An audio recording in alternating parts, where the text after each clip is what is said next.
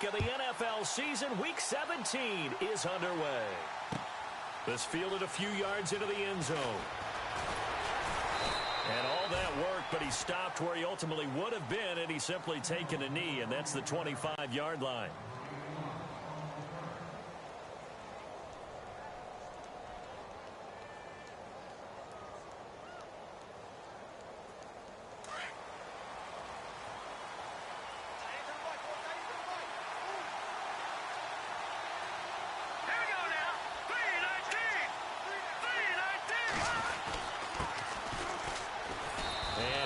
Down right at the 30-yard line. Give him 5 on the carry there, and it'll be second down. It's really simple to say that they know their identity, that they are a passing team. But one of the reasons that they're so successful, they know how to mix in the run and make sure that they keep the defense off balance and not able to just simply say, let's go get the quarterback and disrupt things. 5 yards left for the offense. It's second down. Possible run anticipation here as the D-line sandwiches together. Now a handoff here to his running back. And he'll lose yardage here, going down back at the 28. It's a loss of 2, now third down. So the Lions go backwards there, and unfortunately that's something they saw a lot in 2015. They had the fewest rushing yards of any team in the NFL. It's one of those dubious titles that no one really wants to claim. Even teams who say, well, I'll worry about running it because we throw it all the time. Being able to run it when you want to is a key to success in the NFL, and Detroit struggled doing that. Back to throw. And the third down pass falls incomplete. And that's a great opening series defensively. You force what should be a 3-and-out on your opening possession. And great coverage there on third down to force the incompletion to set up fourth.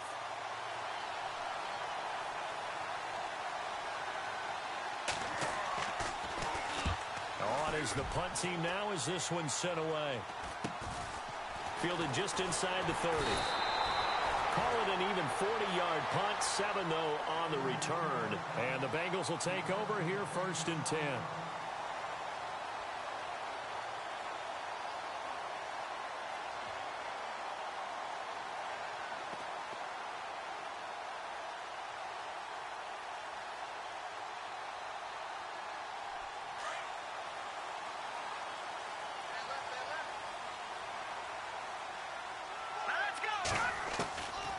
They'll come out throwing here to start the drive.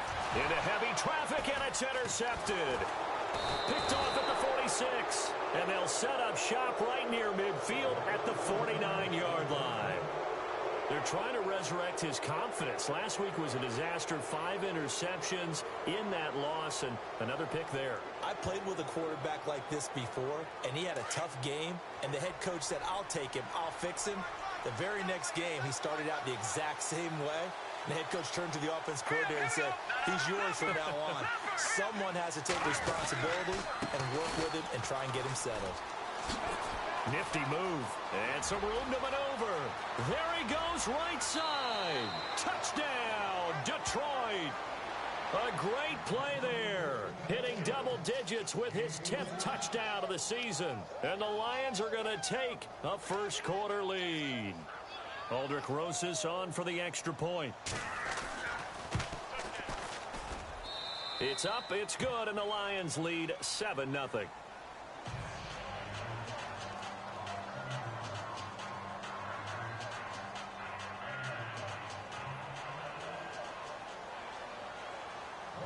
Rosas now to kick this one away.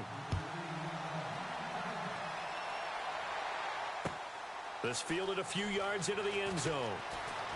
And heavy contact. He is knocked down hard. Now this Bengals offensive unit ready to see what they can do here. And the magnitude of this game, everybody knows it. The fans, obviously the players and coaches, there's just with them a palpable buzz right now. They know they control their own destiny. Win and you're in. And I think every player wants that. I think every coach wants that. I haven't been an organization yet that wants to be in a game where they have to rely on other teams to get them to their goals. In this situation, it's very cut and dry. Win, and you're in the playoffs. That's their mission. That's their challenge. And you know they've chosen to accept it.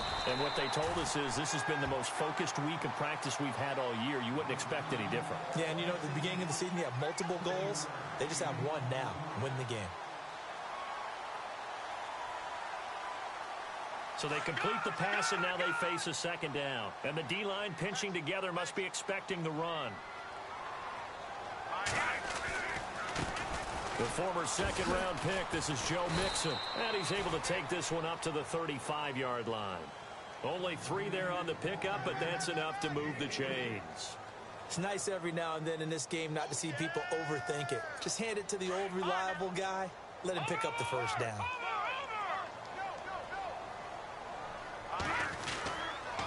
They'll stay on the ground. Mixon again. And unable to get downhill there as he'll take this up to about the 37.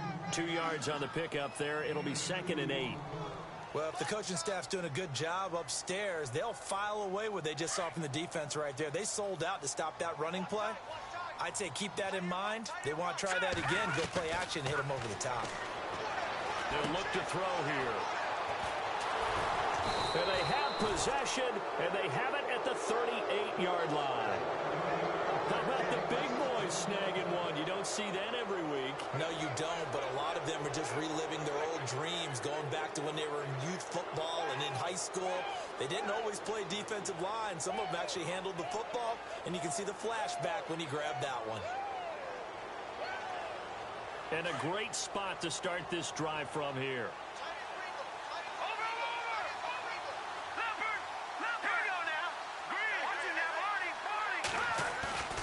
They go play action here on first down. He's going to look deep down the field. And that is caught.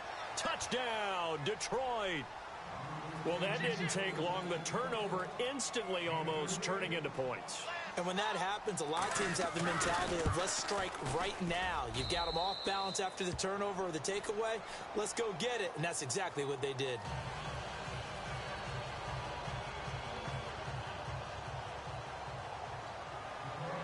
Rosas now to kick this one away. This fielded a few yards into the end zone. And nice work on the return as they'll start their drive just past the 30-yard line. So now the Bengal offensive unit back out onto the field. And it's been a miserable start for them offensively. Obviously, 2 drives, 2 interceptions. And this is where you have to know your quarterback and know how you actually have to reach him. Do you do it with a little bit of humor? Maybe you break the ice a little bit like, hey, didn't we practice in that color jersey all week? Not the one that you're throwing it to. Or maybe you have to be stern with him. But whatever it's going to take to get the message, it has to be done. He's putting the game in jeopardy.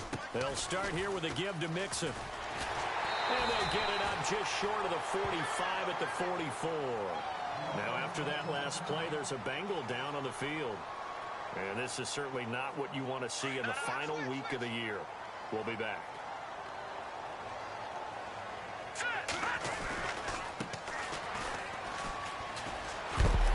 And he is hit pretty hard from the side as he's knocked down. Now, after that last play, there's a Bengal down on the field. And this is certainly not what you want to see in the final week of the year. We'll be back. A run here with Pierce. And he'll take it down shy of the 45 at the 46.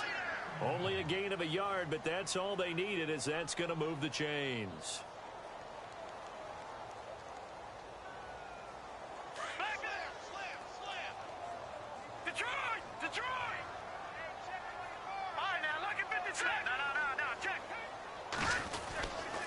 They go again with Pierce. Trying to find a lane, but instead he'll get back to the line of scrimmage and no more. Call it no gain on the play, and it'll be second down.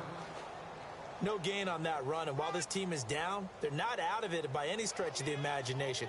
Maybe you just have to think about different style of running in order to get this guy going. Back to throw now on 2nd and 10.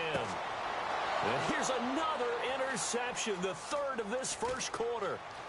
Picked off near the 32.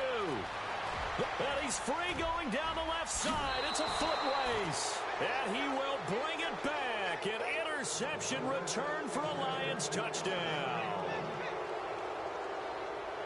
Make it back-to-back weeks now with a pick six for him. He had one a week ago.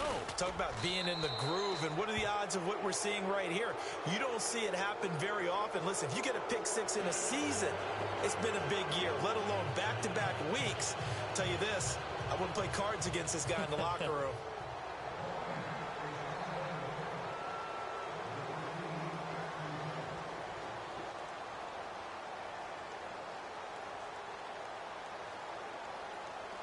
So they'll get another shot on offense following that pick six. And now the kick is away. This fielded a few yards into the end zone.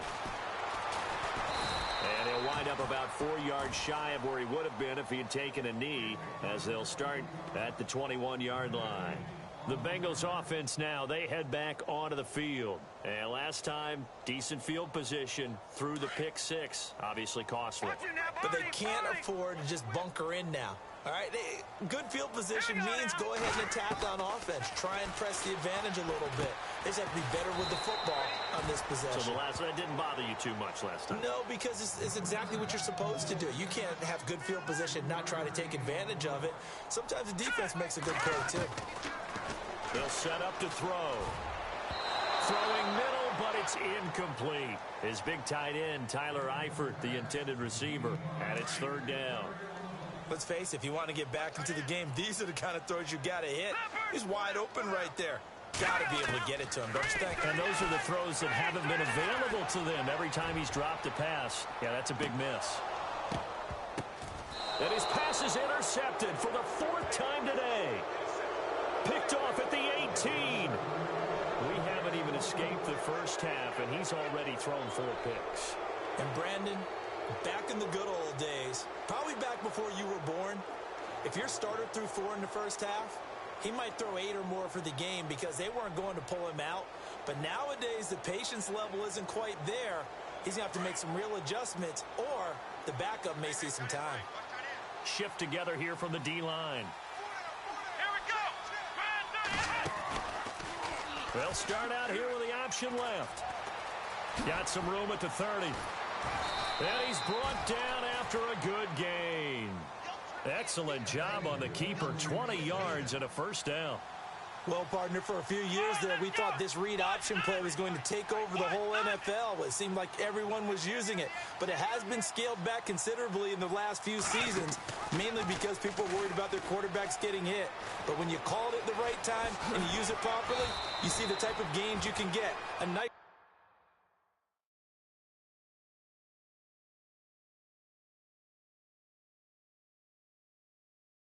chunk of yardage there by the quarterback.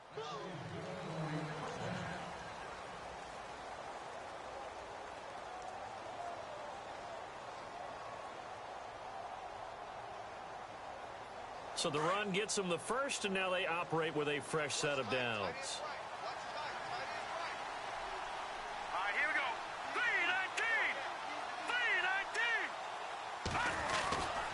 3-19! And he'll give it here to his running back. 8 yards on the pickup, and now they'll have some options on second and short. That play wasn't quite as big as the play that preceded it, but still, gotta like the way they're moving the football, partner. Absolutely. Pretty good room to run on that last play. Yeah, they didn't get a first down, but still, you'll take runs like that each and every time, won't you? Hurry up, hit up! Over! Now let's go! Good! And to give this time to the tailback. And he'll be a little shy of the 25 here at the 26-yard line. It's a pickup of 6 and good enough to move the chains. Looks like they're establishing a pretty good pattern here because they've been very heavy in the running game on the last 4 plays. Yeah, you took the words right out of my mouth. So far, 4 plays in this drive, all 4 on the ground. A handoff as they run the counter play. And he went nowhere. He'll lose yardage back to the 29. A loss of a full 3 yards, and now it's second down.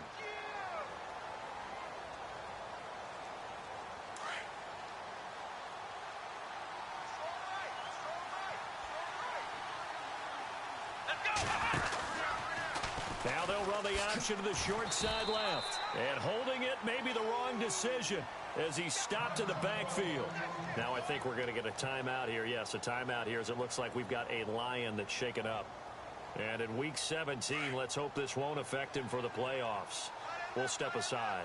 So first and second down went in the wrong direction. They'll try to do better here on 3rd and 13.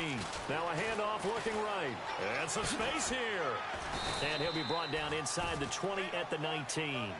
It'll be a pickup of 10 yards. And that's going to bring up a 4th down. And now the Bengal defense here calling a timeout. They'll have 2 remaining as we step aside here in this second quarter. So on 4th down here, Mike Tomlin says, let's just get 3. It'll be from the right hash, and it'll be a 36-yarder. And Rosas puts this one through. And that stretches this lead even further. It's now 24-0. So the drive stalls out, but they are able to put 3 points on the board. Yeah, just a yard or 2 shorter than an extra point. So no problems converting there. After the field goal, here's Rosas to kick it away.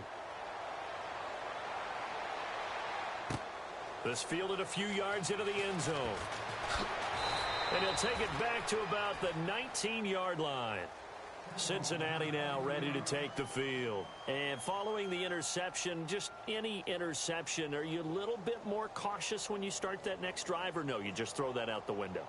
I think you are. I don't think that there's any way you can run back out there and go, totally didn't affect me. Let's just go ahead and be loose with the football again.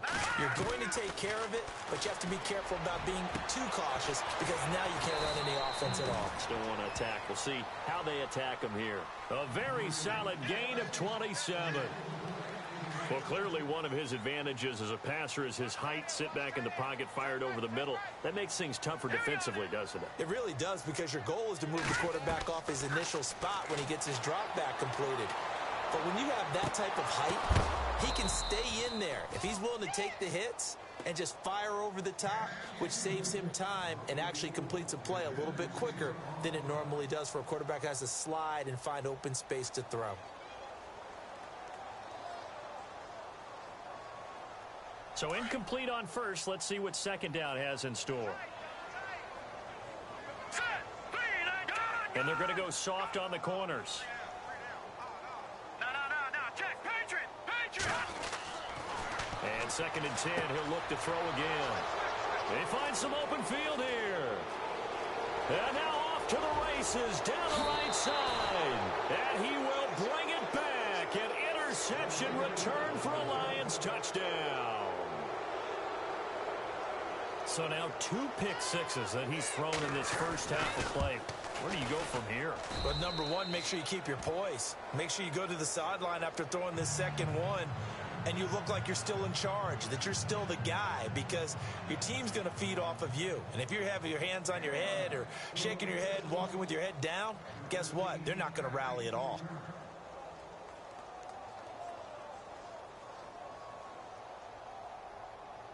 So they throw the pick six. They'll get another shot at it now as this one's in the air. This fielded a few yards into the end zone. And he'll make it across the 20 as his guys will set up shop at the 23-yard line. Cincinnati now ready to take the field.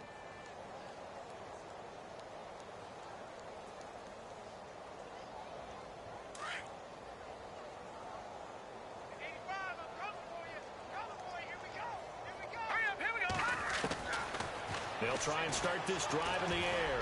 He's going to fire one and got his man complete. 20, 10, and all the way in for a Cincinnati score. A big play there. 77 yards. And the Bengals are able to cut into this lead.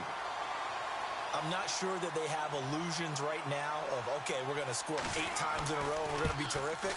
But to get one, that was huge for them. That has to feel much better right now. And you do have, we're still in the first half. You do have the entire second half. There's something about that goose egg that just looked bad on that board, but now they've broken it. Yeah, broken through. Can they maintain the pace? We'll see as we go along.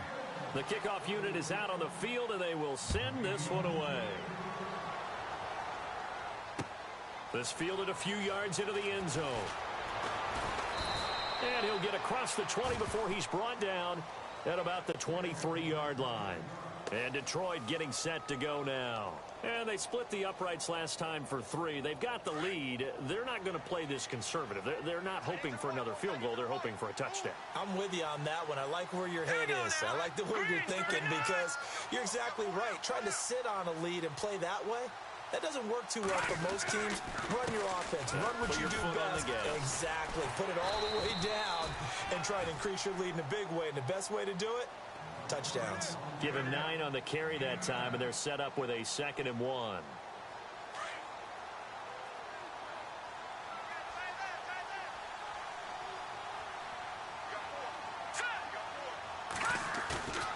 They're going to look to throw. Steps away to his left. Room here to run. And he gets this up across the 35 before he's out of bounds. Maybe not exactly what they had in mind, but that scramble good for 6 and a first down.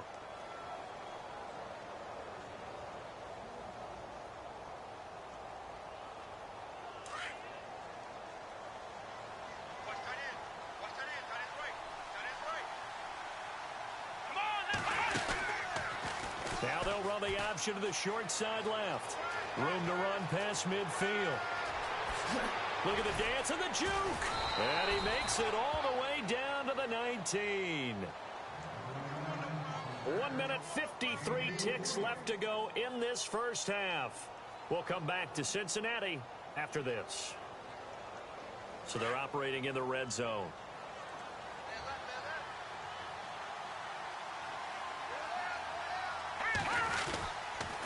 Now a handoff here to his running back. And he gets it inside the 10 to the 9. 10 more there and another first down. Now this is an example of breaking down a defense because on a lot of these runs, he's getting past the point of attack. And guess what he's doing? Forcing the secondary guys to have to make a lot of tackles. Here we go. Blue 90. Blue 90.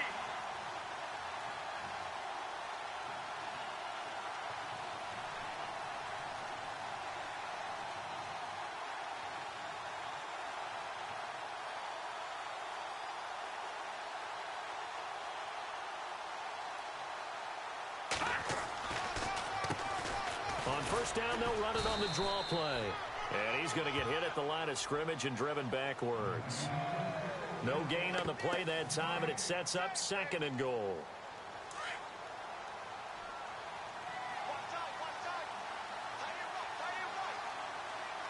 right, here we go. Green 39. Green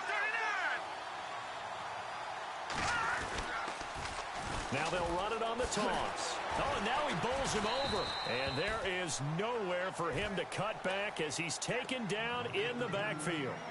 He lost 2 there, and it's 3rd down.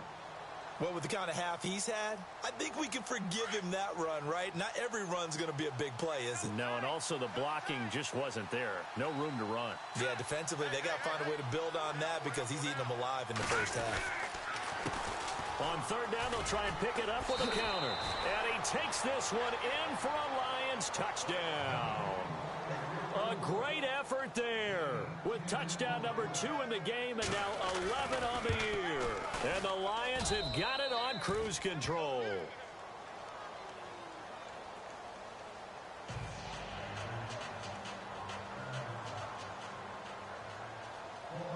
Rosas now to kick this one away. This fielded a few yards into the end zone. A big hit. Knocked out sideways at the 24-yard line. The Bengal offense now gets set to head back out onto the field. And with time quickly fading here in the second quarter, not sure how aggressively, offensively they want to play this. I think we'll find out just how much they trust their guys in this situation if they decide to take a shot. Detroit. No. Check. Patriot. Eifert, the man in motion. They'll come out throwing here on first down. Going down the middle, and it's complete. And now we won't see a play on first down. We're going to get a timeout instead, as they'll stop the clock with 12 seconds to go in this first half. So the D-line's going to spread out.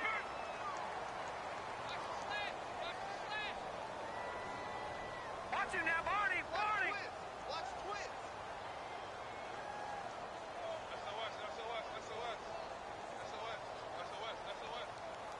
Gun, gun. Gun, gun. No. Check.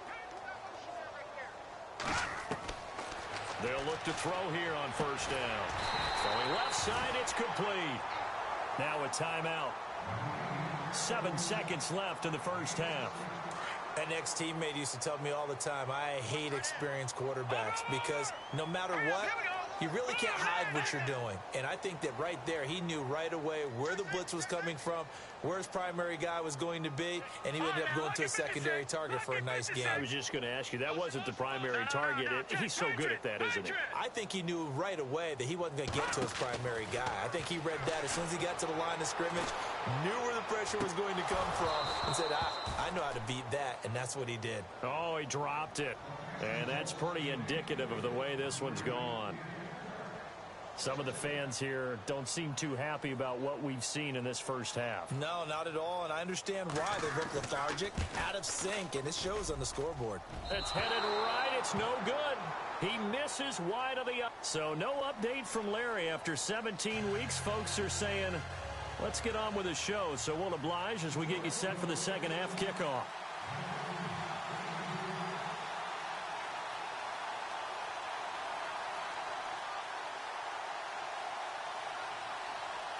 So both teams have their marching orders, and we'll get going again here in quarter number 3. This is fielded a couple yards deep. And it's a pretty good return here as he'll get it up to the 29-yard line. The Bengal offense now with a football first here to begin quarter number 3. They trail offense first time to touch the ball in quarter 3, and we'll see what they can do. And I can't wait to see what they have planned, because some teams script to start a half. Other teams just go, okay, these are the sequence of plays we want to run. These things worked well for us. And sometimes they throw in that big chunk play right away. Shocker. Try and get after them early and try and create a big play to give themselves some momentum. See what they have up their sleeve. For a second there, I thought that might break big. Screen pass. Looked like it was coming together. Looked like there was an opening. Still, ended up with a solid game. Finding his safety valve here. That's complete. Give him 3 yards and a fresh set of downs.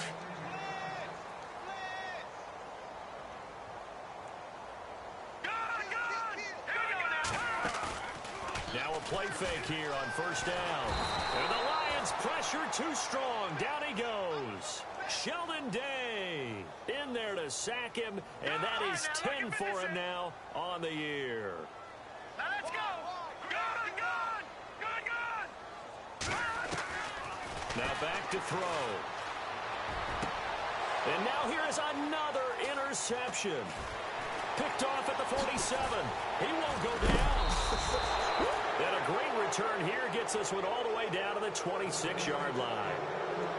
What a nightmarish game he's having now. 6 interceptions that he has thrown. Absolutely unbelievable, isn't it?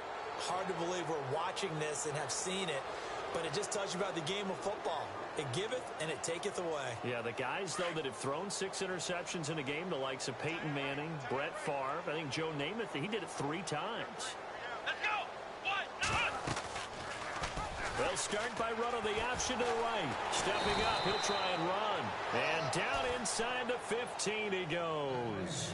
A really nice effort that time. 12 yards on the keeper, picking up the first. And now inside the red zone, the offense will operate.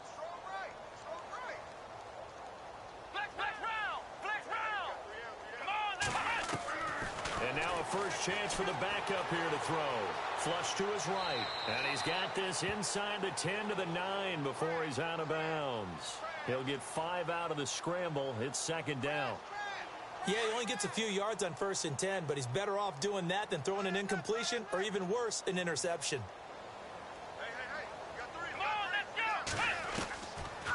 They'll run it now out of the gun. And maybe a pleasure of revenge there. He's had his way in this one, but this time they get him behind the line. It'll be a loss of 1, and they're going to face a third down. And now the first throw for the backup quarterback. Forced out to his left. He may try and run for this. And he will have the first down before he's brought down at the 3. They're able to convert on third down, and that sets up a 1st and goal. 1st and goal at the 3-yard line now. They come up in an offset eye. And he'll give it here to his running back. They're able to get a couple here, but won't get across the plane as they stop him right around the 1. This drive is pretty clear. Almost feels like old-school fundamentals, doesn't it? Want to impose their will on the defense. Was that 5 straight runs? Yeah, 5 straight carries to start this drive, and like you said, the way it's working, they may just stick with it.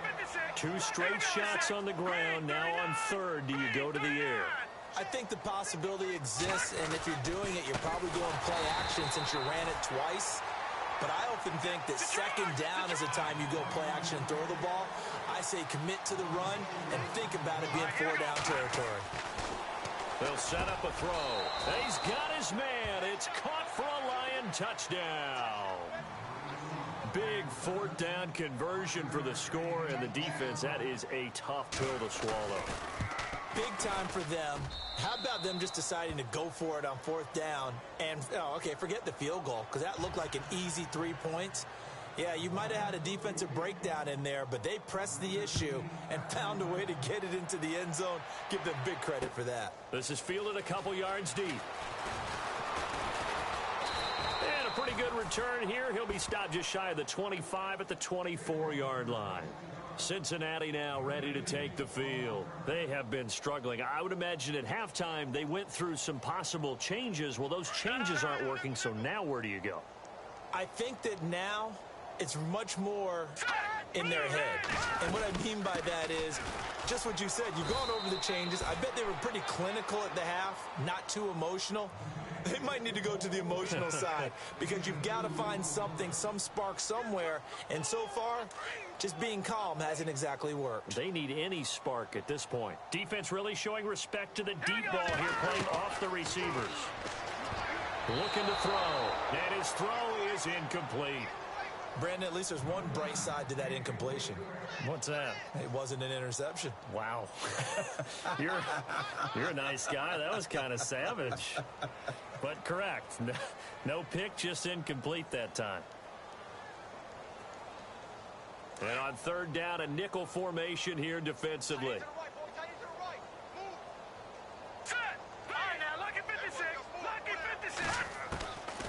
He'll look to throw. And Eifert has it. And he's got the first down as he's up to the 45-yard line. They call it a gain of 19, and it moves the chains.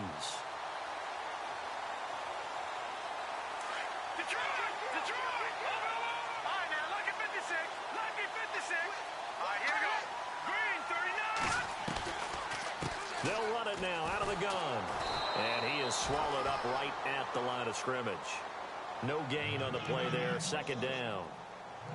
And he got off the end there very quickly to make that play. Yeah, it was almost like the bullet train, wasn't it? I mean, just zoom. Quick, quick, quick. And what a terrific play, holding them to no gain. Now he'll look to throw here on 2nd and 10. His throw incomplete. Let's give some credit to the defensive guys on that play. Able to bat that one away. Sure looked like they were trying to hit the corner route. So a 3rd and 10, and defensively, a dime look, 6 DBs. The defensive line disperses a little bit here, maybe expecting a pass.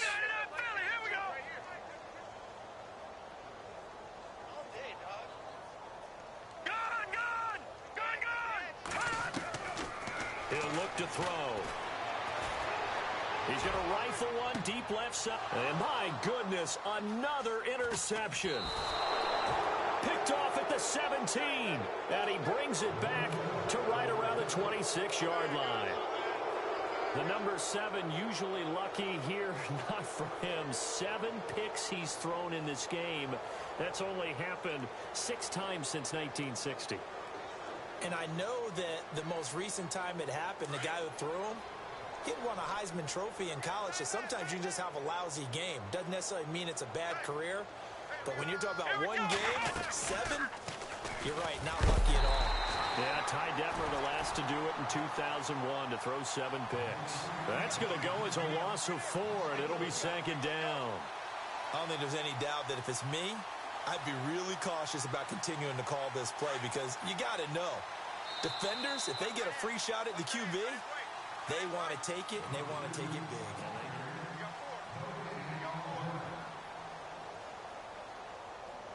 Offense needs something here on 2nd down. It is 2nd and long. Looking to jam the receivers at the line here. Press coverage look defensively. They'll go option on 2nd down, right side. And he probably should have given that one off as he's going to get hit and taken down behind the line. It's a loss of 4. Now 3rd down. And on this play, the read for the quarterback was the defensive end, and he was totally focused on the quarterback. He should have given it off inside to the running back. Instead, he kept it and ended up taking a loss on the play.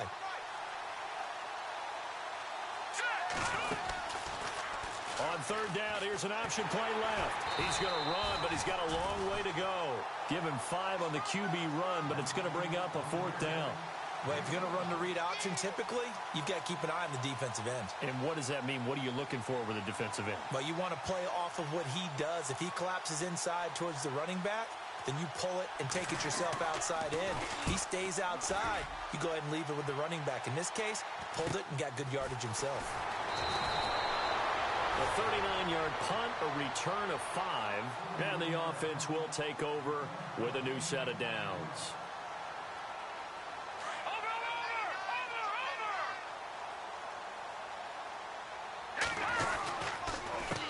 They run the counter now on 1st down. And a big hit at the end of that one. He's knocked down hard.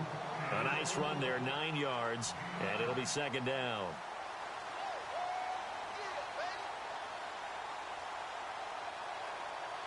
Second down following the run. Possible run anticipation here as the D-line sandwiches together.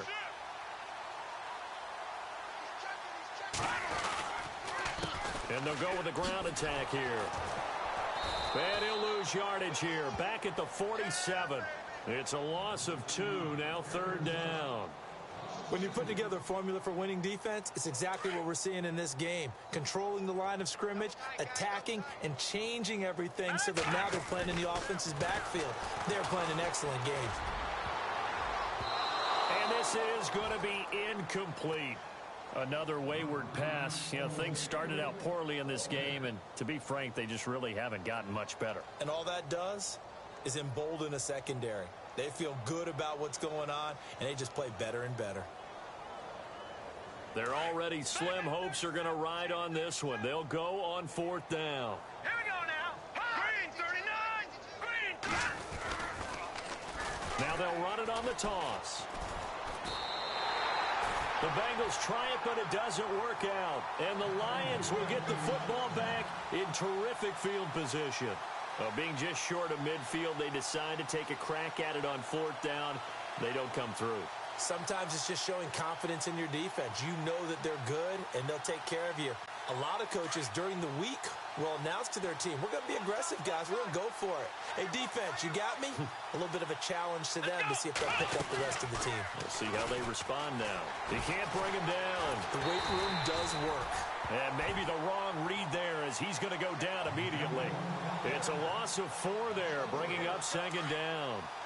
Well, they have had success when he keeps the ball running it, but not in that situation. I mean, I think we got an example of why NFL coaches really don't like their quarterback in the running game. Because whether he keeps it or not, he's likely going to take it. And he can't find anywhere to go with it, and he goes down.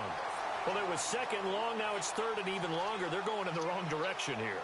Because they're moving exactly the way they want to, but you're exactly right. Definitely going in the wrong direction for the offensive guys. Now on 3rd and long, they'll look to throw. Flushed out right. And that is incomplete.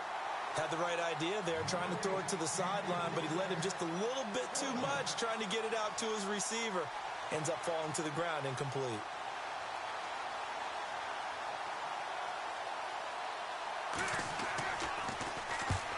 fourth down. The punt team is on as this is sent away.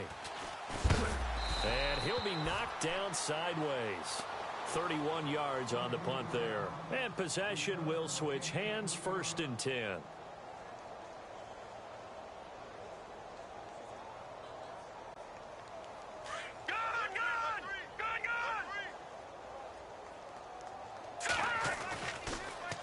Now they'll run it on the toss. Oh, he's got some breathing room. And they finally get him, but not before he reaches the 33-yard line. A big play there for the Bengals. 44 yards on the ground.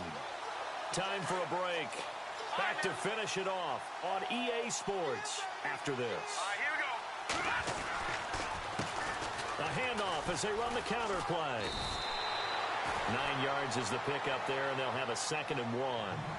Well, partner, I know this type of running back. I mean, this size, this intensity usually gets better as the game goes on. I can just tell you from experience, the first few quarters, oh, you're eager. You come running up there, I'm going to tackle this guy. By the 4th quarter, you're coming up and thinking about it. And D-line wearing down 4th quarter. Yeah, that's not a guy they want to see consistently. That is caught inside the 5. And all the way down inside the 5 to the 4. 19 yards on the pickup there, and now they'll have it 1st and goal.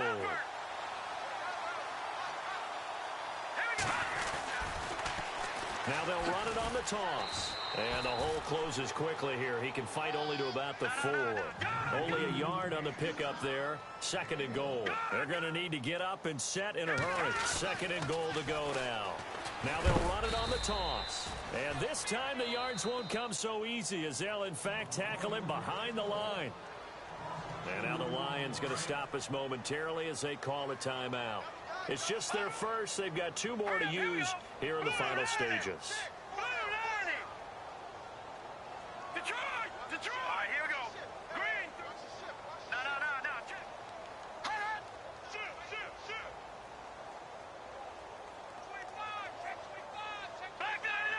No. And he goes in motion here in the backfield. They'll look to throw on 3rd and goal. And they almost had another one. They are all over the football in this game. Nearly another pick. Now 4th down. Not only did they drop what looked like an interception in the end zone, they blew a golden opportunity to shift the momentum. Maybe one final chance here to make this a bit more respectable as they'll go for it on 4th and goal. Here we go. Green 39. Green 39. Now they'll run it on the toss. And he'll get it only to about the 3 and no further as they stop him. They'll get neither the touchdown nor the 1st down. And it'll be a turnover on downs. And tough starting field position here.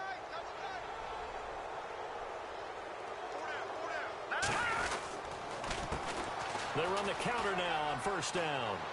And space opened up a bit. He's able to take this up past the 10. Give him 9 on the carry that time, and they're set up with a 2nd and 1. I know you're trying to wring every yard out of a run, but I think 9 yards there is ideal in this situation. Yeah, now next couple plays, you only need 1 yard. Keep that clock rolling with a lead here in the 4th. Yeah, and what you're saying is maybe if it takes you 1 or 2 more runs to get the 1st down, that's extra time, extra plays. Really hurts the team on defense.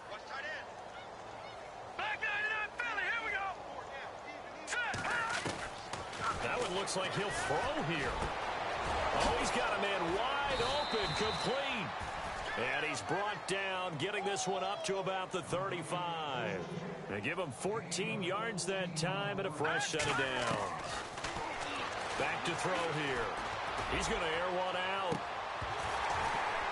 And it's incomplete. They're still throwing to the very end, but now this game is over. Well, Charles, it's one thing to win. It's another thing to win and put up the amount of points that they did. Boy, were they clicking on offense. They can't help but feel great about themselves, can they? I mean, what a game to put up that number of points, continually feel like they're moving the ball and things are working and clicking. They think that they can bottle this and carry it with them. And as an offensive coordinator, you just don't think you can do anything wrong. Whatever you call, run, pass, it's all going to work. That's called being in the zone. So for the Lions, a final win here means they'll finish off the regular season at a solid 13-3. And now they'll await the final seeding for the playoffs ahead. Meanwhile, for Cincinnati, despite the loss here, they're going to wind up with a very good 11-5 overall mark. And they'll get their shot at playoff football as they'll be on the road next week as a wild card. So that's a wrap. For Charles Davis, I'm Brandon Gunn. And this has been a presentation of the NFL on EA Sports. For more, check us out at easports.com. With that, we say so long, everybody.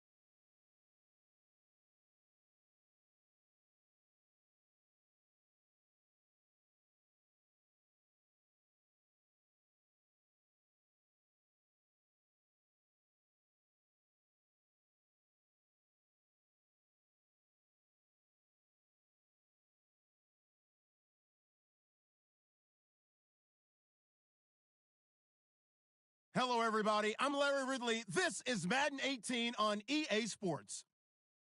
Anticipation is mounting for today's game, and we've got two quarterbacks looking to make an impact. It's Rn4em Vikings going up against Carson Wentz's Eagles.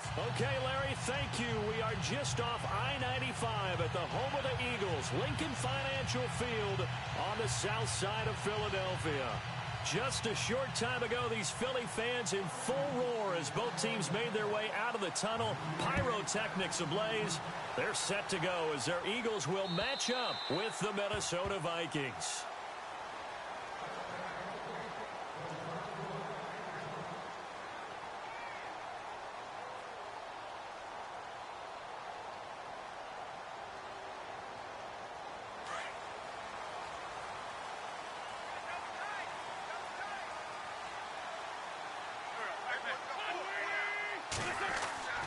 On first down, Wentz. And complete to Zach Ertz. And they're able to get this one across the 35. 13 yards on the game's opening play. I do believe we'll see a little bit more of this as this game progresses, because when you can have that type of a gain in the middle of the defense, it hurts them in so many ways, because most teams like to be strong down the middle. And if you can sting them there, that open things up for you on the outside as well. But that's where their big tight end, is so good. That middle third, the seam routes, the in routes. Yeah, you're right. Probably see more of that. Yeah, it takes a lot of courage and fortitude to go in the middle as well. And he's got it. Give him 9 there on the first down completion. How about the timing on that one? Boy, they were in sync, weren't they? 3-step drop, balls out of his hands, right to the tight end. Nice completion, just like they do it in practice.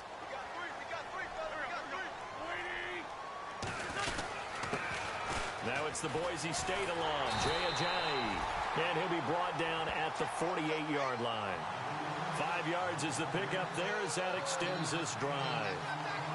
2nd and 1, and people want to run the football. This is where every back in the league is supposed to do exactly what we just saw there. Pick up the first down.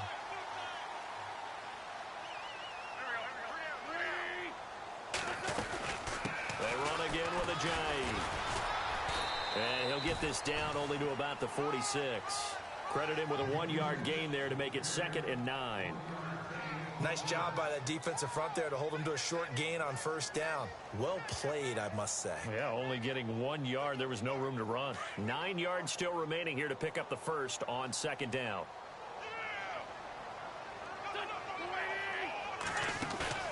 On play action, Wentz under pressure, and he will go down. Sacked back at the 46.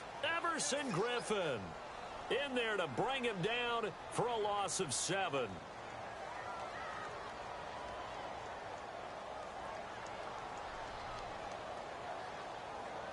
Eagles coming up here on a 3rd and long, so Wentz and company with some work to do after the sack. On play action, it's Wentz. And he couldn't hang on to it through the contact. Incomplete. Even the greats in this game, and he certainly qualifies as one of them, they're going to have trouble if they continue to throw into double coverage. He better be careful. Throwing into too much double coverage might have a couple of them picked off. Okay, look at this. The punt team nowhere to be found. They're on the sidelines. Offense going to go for this on the opening drive. They do go for it. It's Wentz. And Jeffrey's got it. And he's going to get this all the way down inside the 35. 20 yards on the pickup there. And the Eagles are going to have a first down. So after that big play, let's see if they can catch their defense maybe on their heels.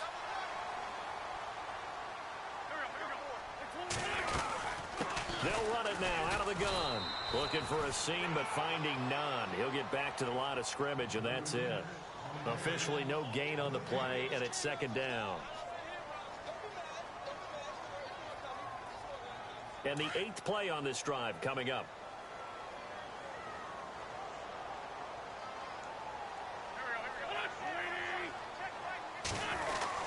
They stay on the ground. Again, it's Ajayi. And he'll get this down to about the 30, 31-yard line. He only got a couple on that one, so not a ton of help. They'll have a 3rd and 8 forthcoming.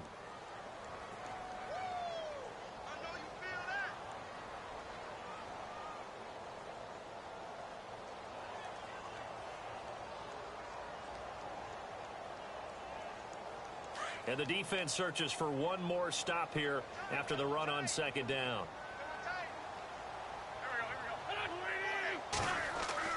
Now Wentz on 3rd down.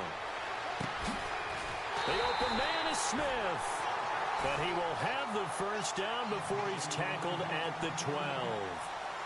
And the play goes for 19 yards, gives him a new set of downs. And the D-line pinching together, must be expecting to run. This is Ajayi, and he'll be taken down as that will take us to the end of the first quarter of play.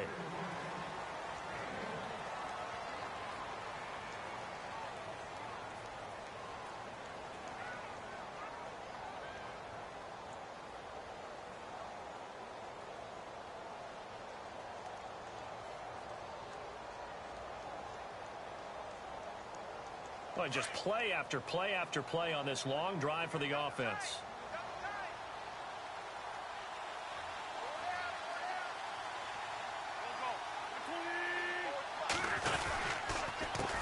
Here's Ajayi.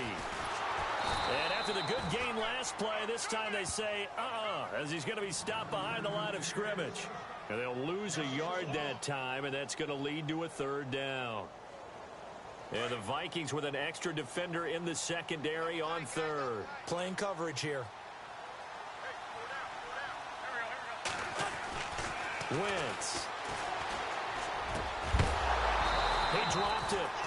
Couldn't hang on in the end zone. So no 6 points, incomplete. But that was certainly an aggressive call and an aggressive play. Instead of just going for the first down, took the shot in the end zone, went for the touchdown. Yeah, and on third down, they said, forget about the sticks. We want 6.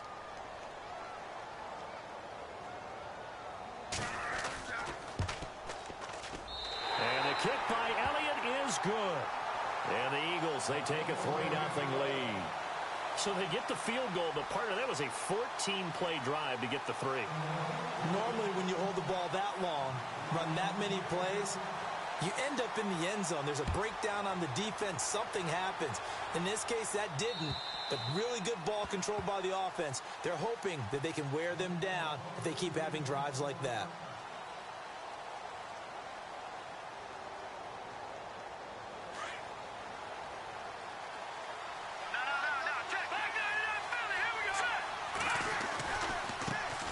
Here's Cook as they begin on the ground. And he'll wind up losing yardage here back at the 21-yard line. That's going to go as a loss of 4, and it'll be second down. One thing rookies need to learn at this level, and quick. Make a cut, be decisive, and go. Because in college, you could dance around and wait for a hole to open because you're probably a better athlete than most of the guys on the field, but not on the NFL level. Under 4 to go now as the clock runs and they come up on second down. Keenum. He's got it complete to Stephon Diggs. And he'll be taken down, but not before he gets into enemy territory. A gain of 32 that time. There will always be a place for methodically marching the ball downfield. But when you can pick it up in big chunks and strike like that, have explosive plays, that's often the difference in winning and losing. Those types of plays that can knock a defense off balance, that'll drive a team towards a victory. And he's going to get this one down near the 45-yard line. Give him 3 on first down. It'll set up a 2nd and 7. Partner, we know today's NFL is really built around the guy throwing the football. But these short runs, they still pay dividends because they can take their toll on a defense and they can add up as the game goes along. You control the clock, you control the ball, and that way you often control the game. On second down, Cook. No dice this go around. He's hit behind the line and taken down. He'll wind up losing 3. And now it's third down. Came out in a power set, but that only served to put more men in the box. And guess what? If you're going to do that, you've got to win up front, right? Your offensive guys have got to beat the defenders. They lost all leverage on that play. Throwing is Keenum on third down. And he's going to go down. They sack him back at the 42. Brandon Graham coming in to drop him for a loss of 8, and it'll be 4th down. So on 4th down, here's Ryan Quigley now to kick this one away. 2 minutes to play here in the first half. We'll come back to Philadelphia after this. Ryan Quigley on now to kick this one away.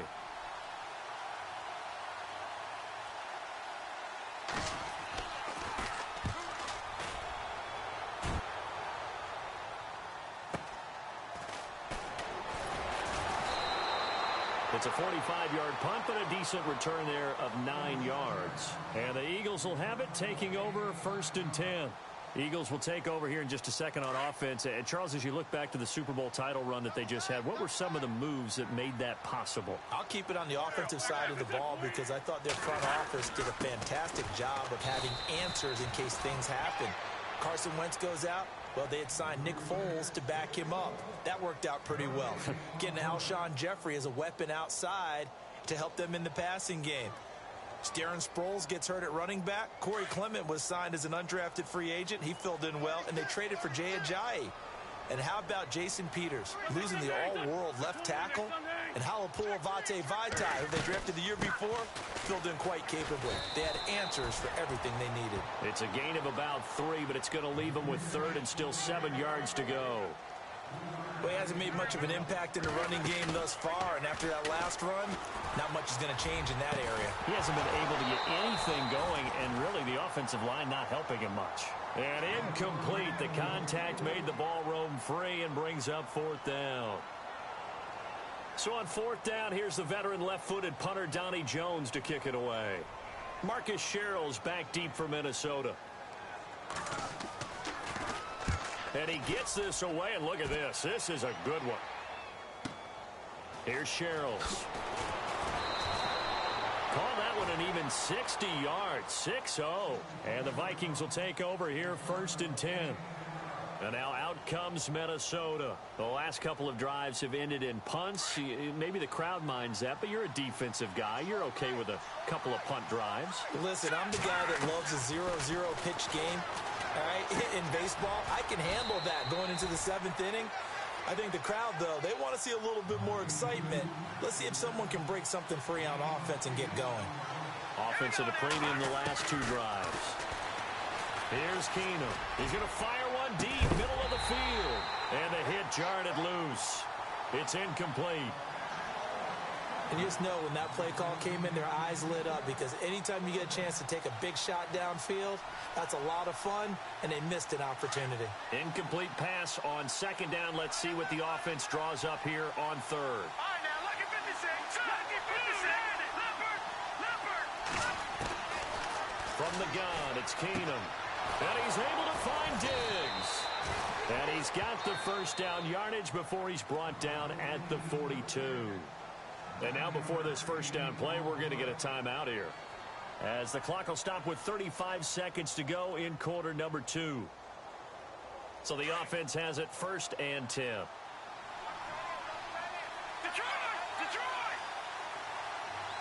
Back Philly, here we go. Again, it's Keenum. Over the middle here to Rudolph. And he's taken down, but not before he gets this into enemy territory across the 40. And now we won't see a play on 1st down. We're going to get a timeout instead, as they'll stop the clock with 26 seconds to go until halftime. Here we go now. Keenum now on 1st down. Escaping the pressure right. And seeing no options, he just tosses this one away, incomplete. Now that'll bring up 2nd down. What's the old adage? Be quick, but don't hurry. Well, that went right out the window there. He was hurried, harassed. That ball had to be gotten rid of, otherwise he was going to get sacked. 2nd down here after the incomplete pass. Now let's go.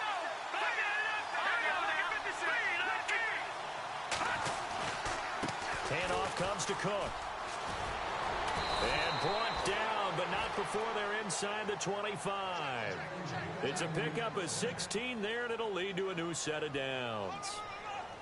Tremendous blocking by the interior of the offensive line. They didn't just gash him there. They blasted a gaping hole for him to gallop through. I think if he comes back to the huddle, he better be giving them a whole lot of credit and thanking them for that much space to rumble.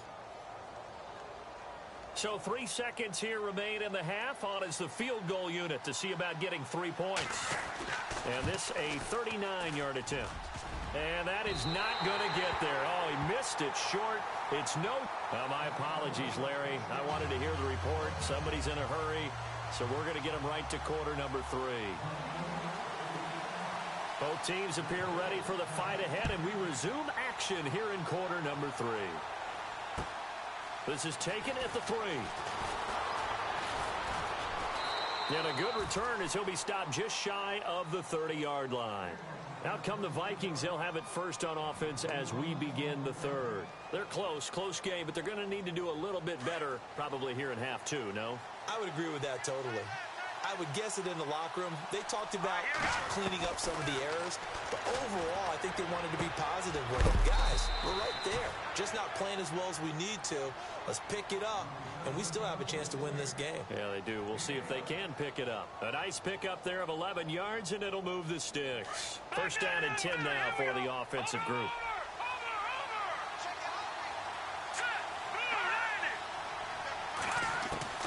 A shotgun snap for Keenum. On the catch, it's Jarius Wright. And he'll be taken down, but not before he gets into enemy territory. That one goes for 13 yards, and it moves the sticks. Offense comes to the line now, first and 10. Halfback sent in motion. On first and 10, here's Keenum. And no escaping this time as he'll go down. They got him for a sack. Vinny Curry in there to drop him, and it'll be a loss of about 8.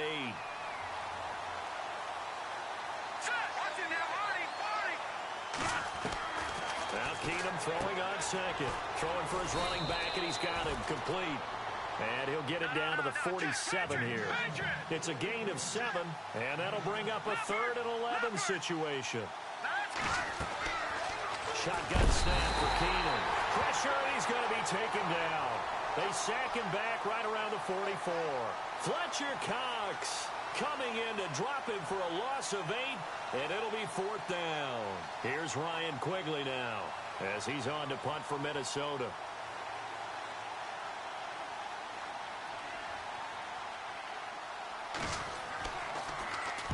First kick, 47. This one looks good as well. And a bit of a mistake there. This is well into the end zone for a touchback. Now we take a glance at the offense as they work their way back out for their first possession of the second half. They were able to get the ball back here, didn't surrender any points. Now they'll look to add to that lead. Yeah, how about the boost the defense gave them? Going right out on the field, shutting them down, not giving up any points, and turning the ball back over. They want to do their part now and show them a little respect and some gratitude by scoring some points. And to get a little more cushion. 12 yards there as they move the chains.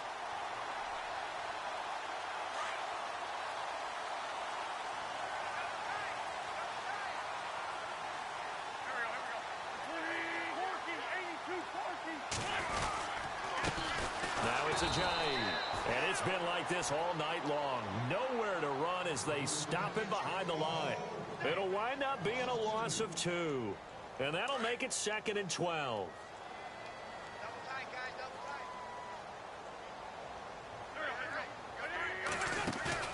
They fake the give. Now Wentz. And incomplete there. A nice hit. Jars the ball free and brings up 3rd down. A pretty good coverage there, and both of these defenses, they've had good coverage throughout this one. No doubt about it, and in today's NFL, where we're used to a bit more scoring, this feels almost like a well-pitched game in baseball on both sides, where the tension continues to build. Who's going to make the big play? Aguilar has it, and he'll be taken down, but not before he gets into enemy territory. And they pick up 25 as they convert on 3rd.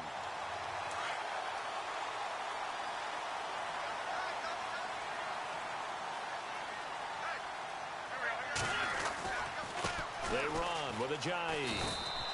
Just a yard on the pickup there, and it'll bring up a 2nd and 9. Sometimes with the running game, you've just got to stick with it. Look, it's the 3rd quarter, no time to panic.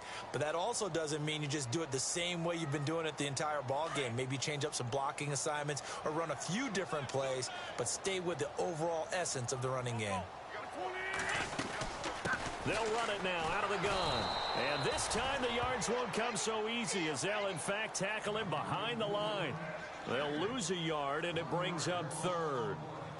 So statistically, both of these offenses having a rough time getting a running game going. But, boy, what a nice play there defensively. Tackling him behind the line, but you're right. You look at the numbers. Neither side looks on track in the ground game.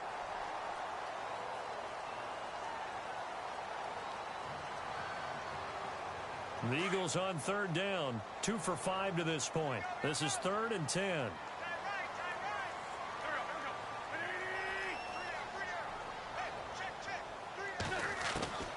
Shotgun now for Wentz. That ball's caught. Aguilar side.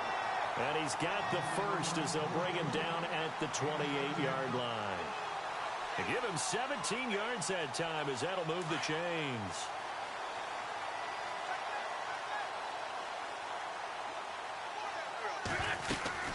They'll run it now out of the gun. And they'll bring him down at the 18-yard line. That one good for 10 yards. And that'll bring up a second in just about a few inches here. I'm guessing you'd say this is kind of the key here. Grind out some yardage, work on that clock, see if you can continue to tick it down. Definitely. You want to bleed things out at this point, right? Continue to possess the football, gain some yardage, and put the onus on the defense. Do they have to use timeouts? What are they going to do to stop you? You're taking charge. And to give this time to the tailback. And this carry not as productive. He's swallowed up at the line of scrimmage. No gain on the play, and now they're faced with a 3rd and 1. Here we go, 3rd and 1. Gut check time on both sides.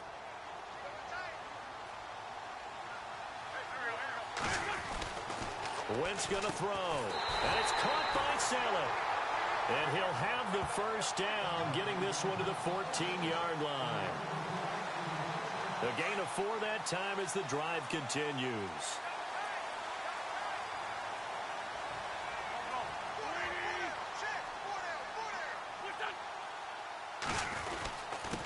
Now a handoff here to his running back. And effective running here. He'll take it down inside the 10. And now the Vikings are going to stop it here on defense with a timeout. It's just their first. They'll be down to 2 remaining as we step aside here in the 4th quarter. And a really long drive here, and it goes on and on.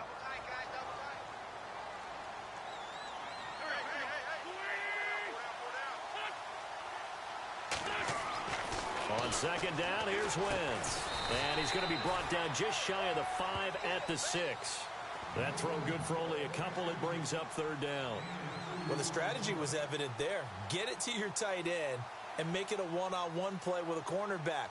Who's usually going to win that one? The tight end, but not there. Not in this situation. How about the corner defeating that logic and making a really nice tackle? This is 3rd and 2. Maybe the biggest play in this football game. Here's Wentz to throw. And he's going to be dropped. Back at the 15-yard line. Daniil Hunter coming in to drop him for a loss of 8. And it'll be 4th down. Time for a break. We're back to see what happens after this.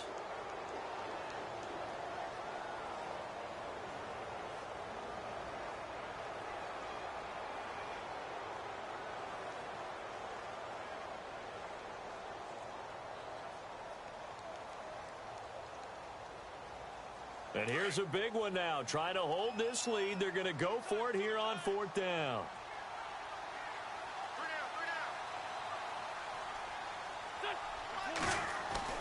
They'll go for it. It's Wentz. And he's got it. The decision to go for it pays off, and now they're set up 1st and goal. Felt compelled to go for it there on 4th down, trailing in the 4th quarter. They got it done. And there's always a lot of pressure on a 4th down call. Doesn't matter the distance. You still have to get it done, as you noted, and they did.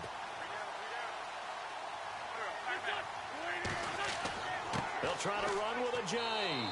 And this is not going to do it as he's stopped at the 2-yard line. Another timeout called by the Vikings now. That'll be their 2nd, so one more chance to stop the clock here, and we'll be back. And now the offense gets set for play number 15 on this drive. It has been a long, long stanza for this unit. 2nd down, the ball on the 2 here, 2nd and goal. And just a short gain that time as they're able to get him down. Only a yard on the pickup there, and it'll bring up a 3rd down. Oh, Brandon, I'm going to tell you, this is football time to me. They're inside the 10-yard line. That's like drawing the line in the sand. Who's going to make the stand here? Defensive guys, they know if he gets in the end zone, this ball game is over. And the guys with the football right now, they're thinking, let's just pound it in there. Got to hold them to 3 to keep this a one-score game. And now we're going to get a timeout here called by the defense. It'll be their third and final timeout, so as they talk things over, we'll step aside.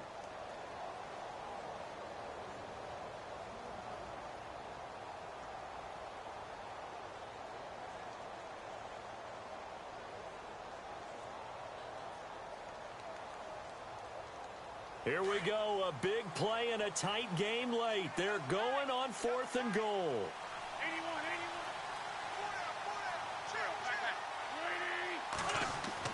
They run for it with Ajayi. And I don't think he got in. He didn't. He's stoned at the 1-yard line. Ajayi stops short on 4th and goal. And the Vikings, they come up big down near the goal line.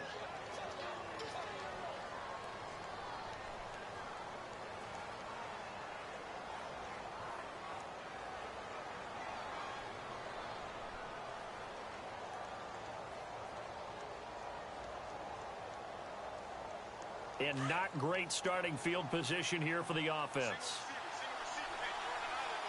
Here we go now. 3-19.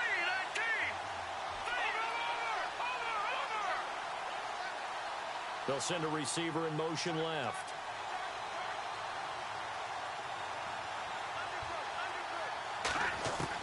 Back to throw. Open here, Adam Thielen. And able to get it across the 10 to the 15. They were looking for a cushion from that end zone. He gave it to him. 15 big yards. He's back to throw. That was a nicely run slant route, and what the receiver's trying to do is make the defender think he's going upfield for a deeper route, and then breaks it off, usually after about 3 to 4 steps, and cuts towards the middle of the field. And now what he's trying to do is use his body to keep the defender away from the football and give the quarterback a really nice target. He'll look to throw. And, a crusher there as it's intercepted. Picked off by Rodney McLeod. And they take over. They'll set up shop at the 46-yard line. Now Philadelphia ready to get going on offense again. The clock cannot be stopped here. Defense can't do anything. So kneel it down, take it home. No doubt about it. It's what you practice for in winning situations each and every week. Victory formation. Take a knee and go on into the locker room and celebrate. Call it a victory.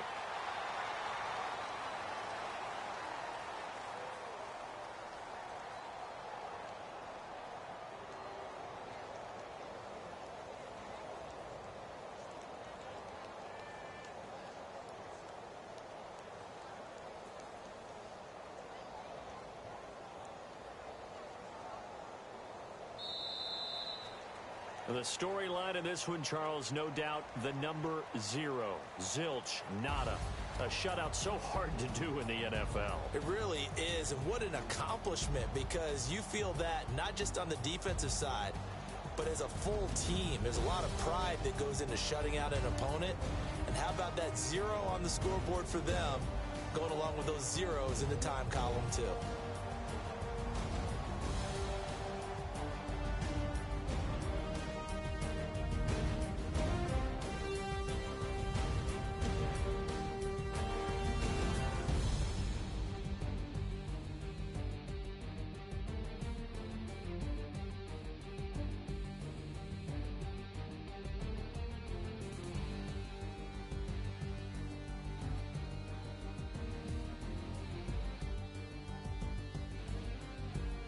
So that'll do it for us.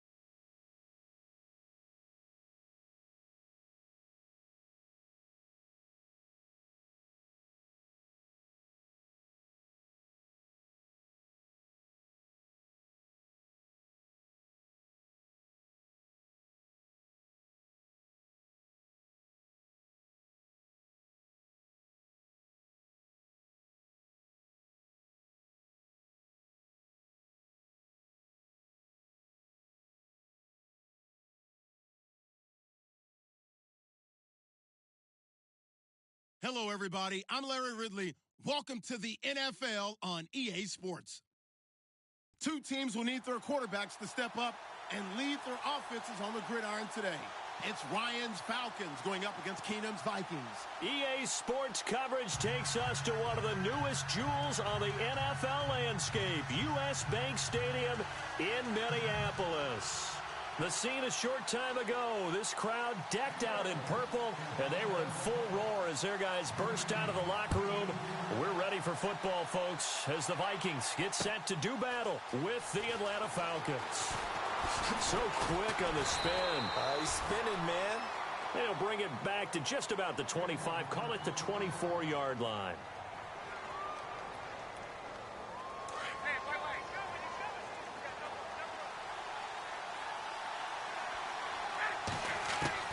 Now Ryan on first down. And it pops free. The collision there jarred the ball loose and brings up second down. Let's face it, you can run the route tree as many times as you want, get in sync, practice it, do all those things. But once you get to game speed, it doesn't always time up quite that well. That one goes incomplete. Second down following the incompletion. They'll run for the first time with Rn4em. And they're able to get this one across the 35. It's a gain of 11 yards that time, and it produces a new set of downs. Boy, he does it at a high level, doesn't he? Because when I watch him, I think of his vision. Straight ahead, peripheral. Also has that sense of where holes are going to be before they actually open. I think that helps set him apart from many of the other backs in the league. Freeman again, a first down carry. And he'll get this one up to about the 39 here. And give him 4 yards there. It'll be 2nd and 6. Tough running there. That's a hard-earned 4 yards. Yeah, those are the unsung kind of runs. They don't fill up the stat sheet, but they do set you up in good position on second down. And the play goes nowhere. Losing yardage back near the 40 at the 39. Wow, that play got shut down in a hurry. As soon as the snap came, you can see defensively they were just closing in. That was going nowhere. Yeah, you count on your offensive line to give you a little bit of space, a little bit of time so you can make a move. There was none there for him. He opted to go with a scramble, gets 2 yards, and now it's 4th.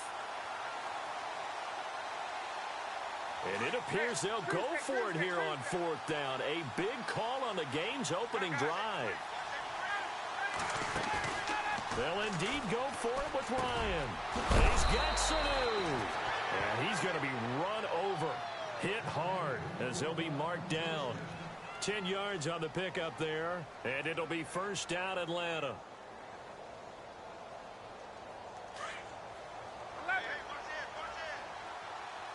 And on the outside, they're playing press coverage. This is Freeman on 1st and 10. And he's brought down. 11 more yards that go around, a first down as well. Well, they came into this game saying it was important that they set the tone and show that they can run the football. I believe that they've done that here in the first quarter. On 1st and 10, it's Ryan. They'll set up the screen for Freeman. And he'll go down here at the 35-yard line. They'll get 4 there out of the screen, and it's 2nd down. So many things have to come together just right for a screen pass to break for big yardage. The blocking, the timing of the pass to the runner, everything has to fit together just right. But on that play, the defense was able to disrupt things and hold it to a short gain. Dancing to his left. And he'll be brought down at the 27-yard line. 8 yards that time, able to take off, and the result is a first down. And him running the football is not something that defenses spend a lot of time preparing for. But this guy has a survival instinct and a knack for knowing when exactly to do it. Buying time to his left. Oh, he's got a little daylight. The improv on the scramble there gets him 6, and it'll be 2nd down. Now, that was not a bad scramble there on first down. He didn't force it, nor did he throw it away. He was able to take off, and now he made it a very manageable 2nd and short. On 2nd down, Freeman. And he'll go down here at the 12-yard line. 8 yards on the pickup there, and it moves the sticks. This has been a good drive so far, and it's been the running game for the most part that's powered him down there. Another nice burst there, picking up a first down. Now it's 1st and 10, as you said, in the red zone. And able to get him inside the 5 here, just inside the 5 to about the 4. Hey, when you get good yardage like that on first down, it really does a whole lot of good for your entire offense. But I love the way he's finishing those runs. At the end of things, he's making sure he gets just a little bit extra. And this seemingly endless drive continues.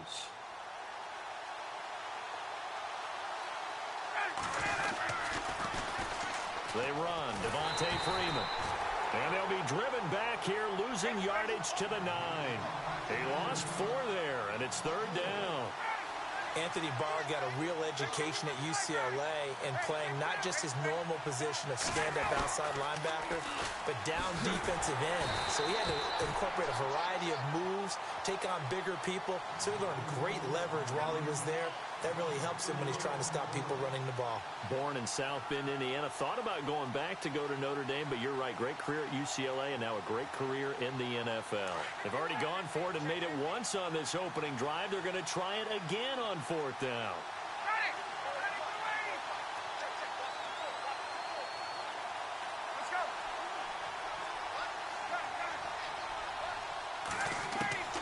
They'll try and throw for it with Ryan. And that is going to be incomplete. Dan Quinn's guys unable to come through there on fourth down. And this crowd loves it as their guys hold on the opening drive.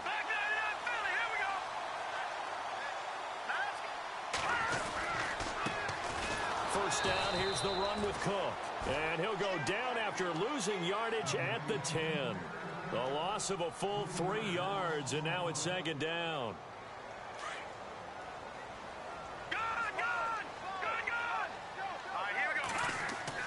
To throw on second down is Keenum. And the hit jarred it loose. It's incomplete. Let's face it, perfection is something we all chase, whether it's playing this game or whatever we do. Hard to attain, but that's what they were searching for as that pass goes incomplete. Let's go! Green, 39! On third and long, it's Keenum. He's got it complete to Stephon Diggs. Breaks the tackle, now an alley.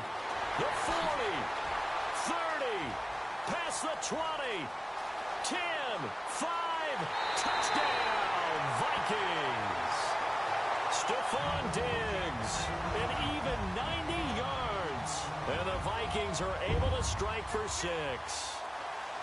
So from back deep in their home territory, all the way into the end zone. Do you think they expected to score on that one? I'm not sure they expected to score, but they also showed that they're not averse to taking a little bit of a risk there, right? Taking a chance because the normal call is take care of the football, run it, be safe. Instead, they put it in the air and took a gamble, and it paid off in a big way.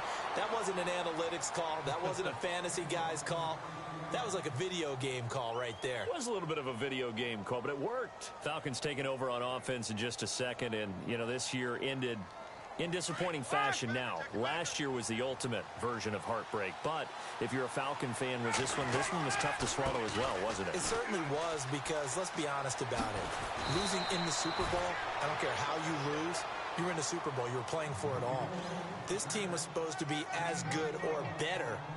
Ultimately ended up 10-6, found their way in the playoffs, but didn't get the deep run as they had the year before. So you're exactly right. For Falcons fans, that's a tough one. But this is a team that's built to be good for a long time. Freeman again. And he'll be tackled just past the 35 at the 36. 5 yards is the tally on first down. That brings up 2nd and 5. Partner, I think from our experience together, we have learned that most offensive coordinators are going to tell you, if I'm going to run the football on first down, I've got to get at least 4 yards. They got 5 here. They've got to feel pretty good about that one. They'll run it now out of the gun.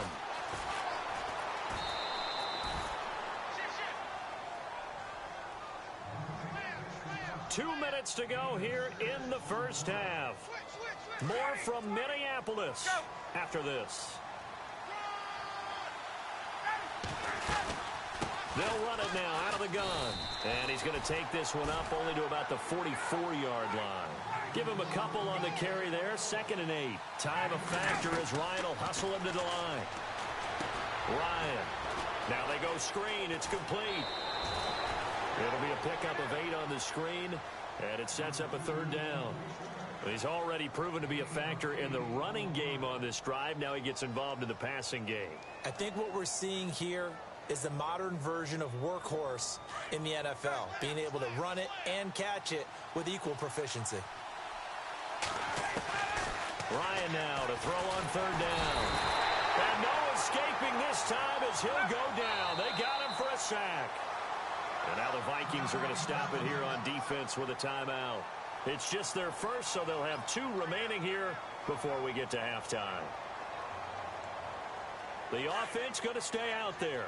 They've converted once, failed once. What can they do here on fourth down?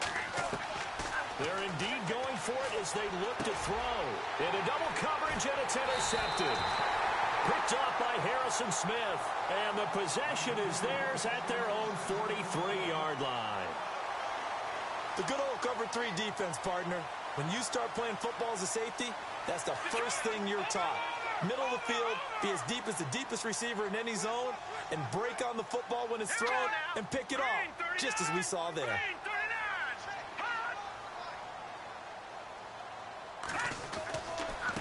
Left side, Cook. And he'll take this one across the 45 up to about the 46-yard line. A gain of 3, second down.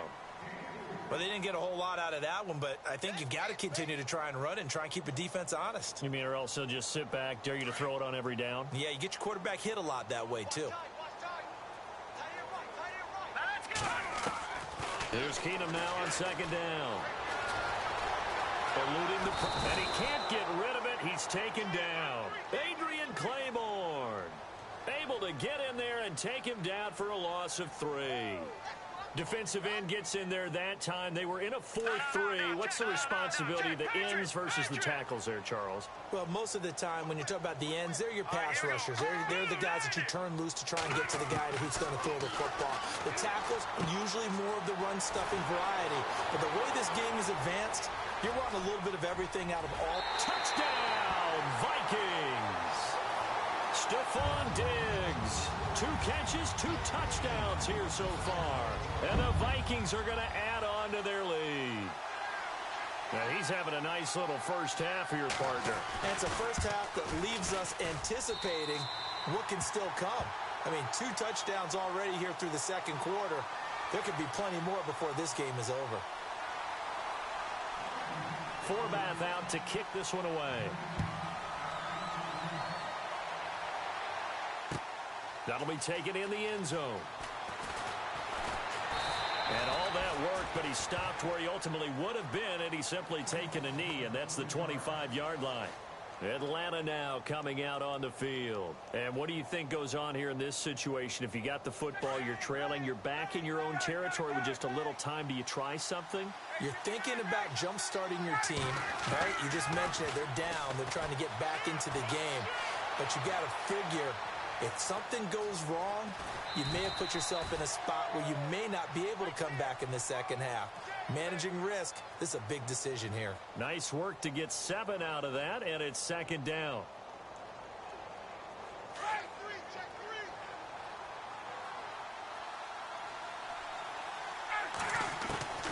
On second down, here's Ryan. Throw left side complete. It's Freeman. And now before this first down play, we're going to get a timeout here, as they'll stop the clock with 26 seconds to go until halftime. On first down, Ryan looking left side, and he's got a man. That's Freeman. And he'll go out of bounds. It appears right at the 45. It's a gain of 9 yards. And it'll be second and about a yard to go for the first. They'll run it now out of the gun. And some room to roam now. They get 6 on the pickup there as the drive will continue. I'm okay with the call there. In fact, I actually like it. I know they're down a couple of scores, but the running game worked in that situation. I would continue to go in that direction.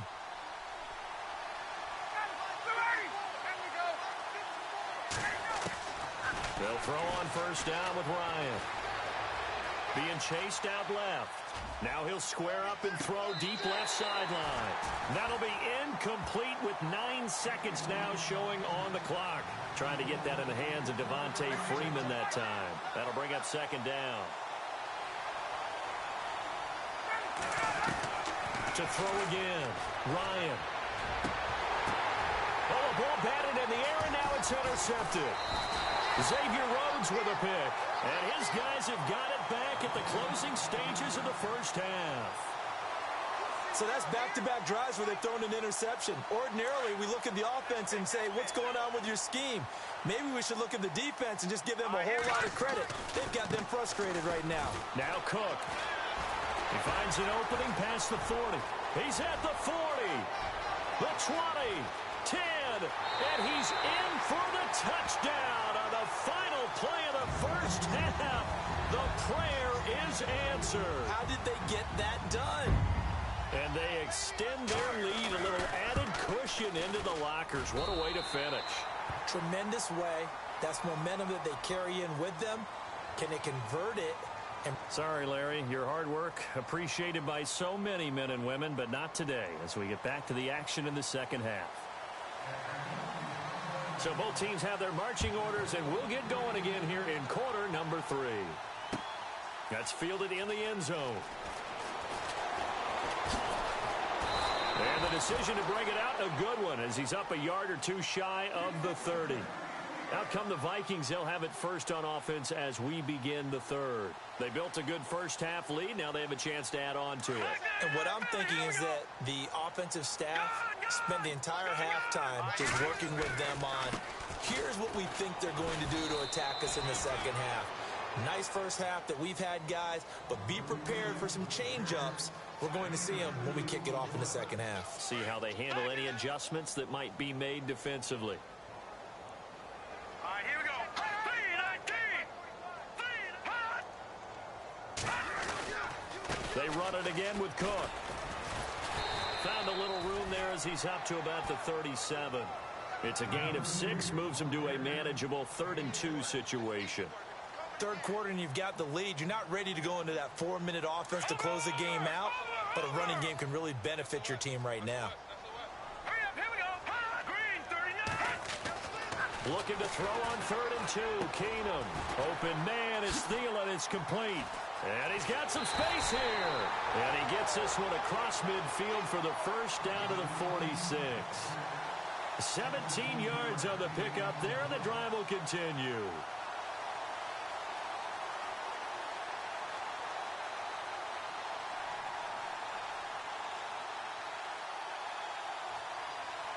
Fresh set of downs here. Watch him now, Barney. Gone. Hurry up, here we go. Boom, let's go. Boom, back there, let's go. Here we go. Now a give running right, it's Cook. And a pretty big hole as he's down to about the 40. It's a 6-yard pickup, and it gets him to 2nd and 4. You know how we get focused at end of the half and end of the game situations about how much time's on the board and, you know, what you need to do? Sometimes you don't even have to worry about that. That's just smart football. You know, that kind of a lead, staying in bounds, it burns clock, even in a situation that we're not really focused on. On the ground, it's Cook. And after the good gain last play, this time they say, as he's going to be stopped behind the line of scrimmage. Calling a loss of 2 on the play. And that'll lead here to a 3rd down.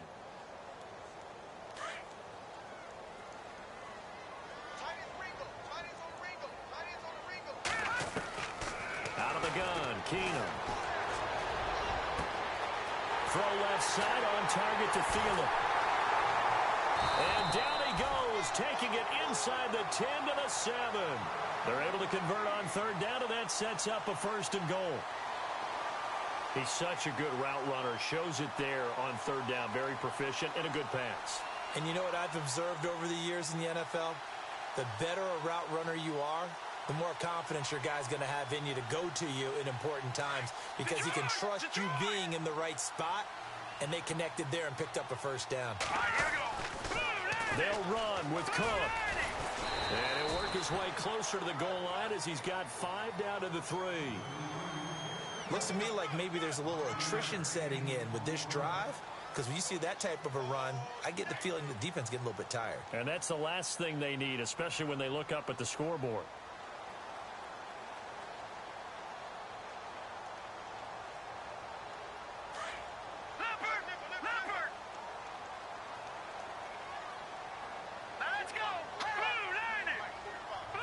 And from the 3 now, it's 2nd and goal. And he's going to get this back to the 3-yard line and no further. It'll go as no gain on the play, and now they're looking at a 3rd and goal.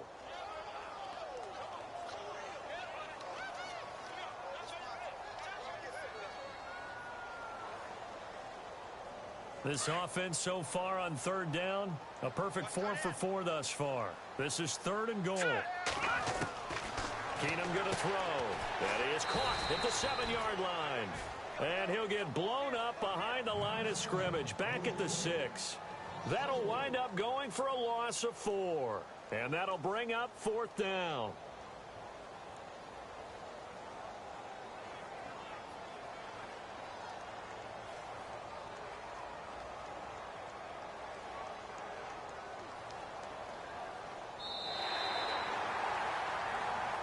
Back now at beautiful new U.S. Bank Stadium. And we'll begin it with a field goal try here. From the left hash, should be a fairly easy one here. And Forbath will put this one through. And that stretches this lead even further. It's now 24-0. So it's 3 more points, and that widens things out even further here in the 4th. Hey, in this league, you can never have too much. So if you're in range, grab the 3 whenever you can. And the decision to bring it out is going to cost him about 7 yards all told as he's taken down back shy of the 20. Atlanta now coming out on the field. They are looking to make a bit of a 180. They are sputtering right now. And frankly, I think it's time to call your playmakers together and say, all right, guys, we're going to lean on you through this patch. We need you to get us back on track and get us going in the right direction. So you're calling plays geared to them. Not necessarily that you look at your plays, oh, this hurts the defense. I want the ball in the hands of X, Y, and Z and see if we can move forward. So don't get too cute. Go to the playmakers. So the long attempt falls innocently to the ground, and it brings up 3rd. This defense was definitely alert to the possibility of the deep ball, and they were more than ready for it. They've got the lead, 4th quarter. Maybe can expect more passes like that downfield. It's caught. Jones. And he's going to have the 1st down at about the 38. A good pickup there of 20 yards. And until that point, we haven't seen Julio Jones. That's hard to believe here this late in the game.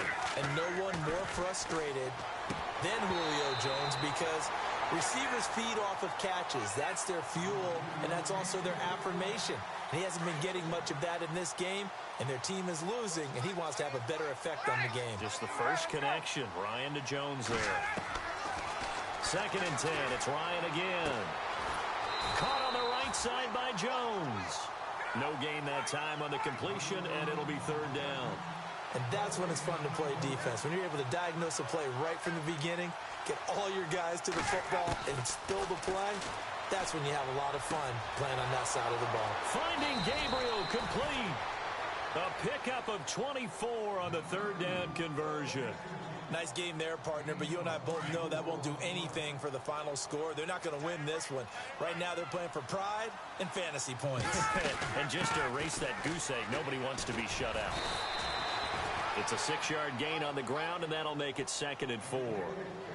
Not too many offenses want to turn down long drives, but when you're down what they are, they've got to pay it off with some points. See if they stay on the ground for 2nd down.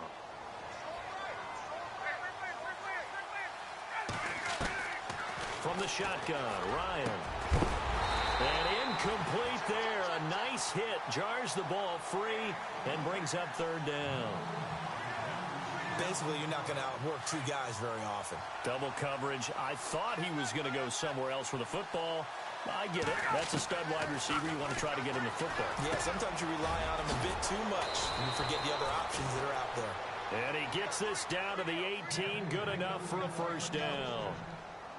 A good gain of 14 there, and it moves the chains. Shift together here from the D-line. Back to the running game. It's Freeman. And he's going to be met at the line of scrimmage and taken down. No gain on the play. It'll be 2nd down.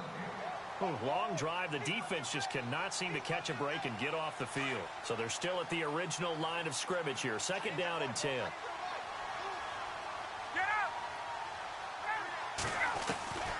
Out of the gun, it's Ryan. Flush to his right. And he can't find a receiver, and he's brought down. Daniil Hunter in there to drop him, and it'll be a loss of about 8. Brandon, that's just football 101. If you're out of the pocket, you've got to get rid of the football in this situation. You cannot take a sack in a 2-minute drill. And he couldn't hang on to it through the contact. Incomplete.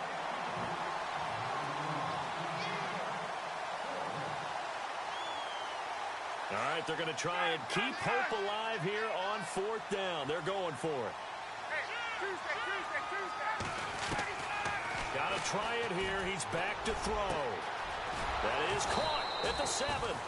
And they do get him down, but not before he reaches the 4-yard line. The decision to go for it pays off, and now they're set up 1st and goal.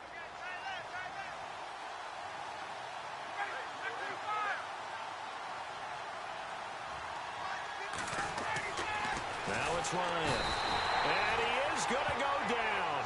Back at the 11-yard line. Linval Joseph able to swamp him from that defensive tackle spot for a loss of 5. Ryan flushed out right. And he's able to get this down to the 5-yard line before he's out of bounds. He'll end up getting 5 out of that, but now they're looking at 3rd down. And we have to give credit to him for buying time and extending the play. But, you know, there's some really upset defenders on that one. They thought that they had him. Instead, he was coated in Teflon and got away. And he'll maybe get back to the line of scrimmage, but no more than that. No gain at all on the play there, and that brings up 4th. Here we go. It's Ryan on 4th down. And it is incomplete. The running play does not work from the 5 on 4th and goal. And this shutout is going to continue as the defense holds again. Very tough spot here for the offense to start. They start the drive with Cook. And he will take this up to about the 8-yard line. 3 yards on the pickup there, and it'll be 2nd down. And that's frustrating for a defense because they've got them pinned down deep. And on the first play, they gave up a run that keeps an offense on schedule. Yeah, because 3 to 4 yards, that's all you're looking for right there, right? That's absolutely perfect, really, as a play call. You get 3 to 4 yards on 1st down. That's what they talk about to us all the time, about being ahead of the chains or on target, ahead of schedule. They were after that run. That'll be a loss of 4 yards on the play. And that's going to lead to a 3rd and 11. Back near his goal line. Here's Keenum. And it's incomplete. They're still throwing to the very end. But now this game is over. The story.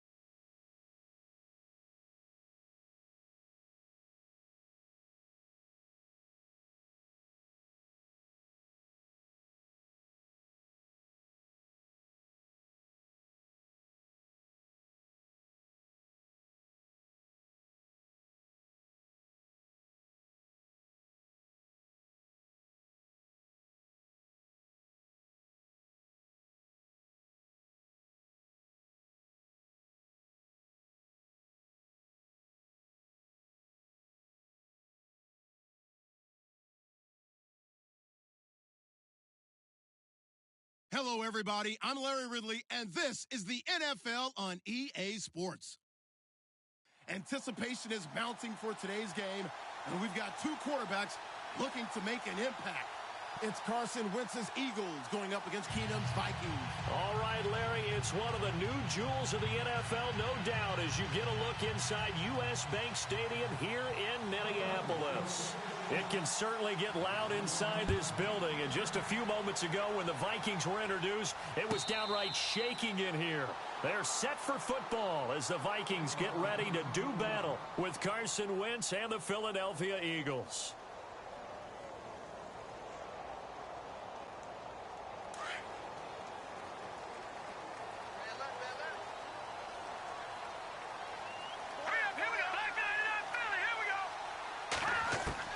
Keenum on first down.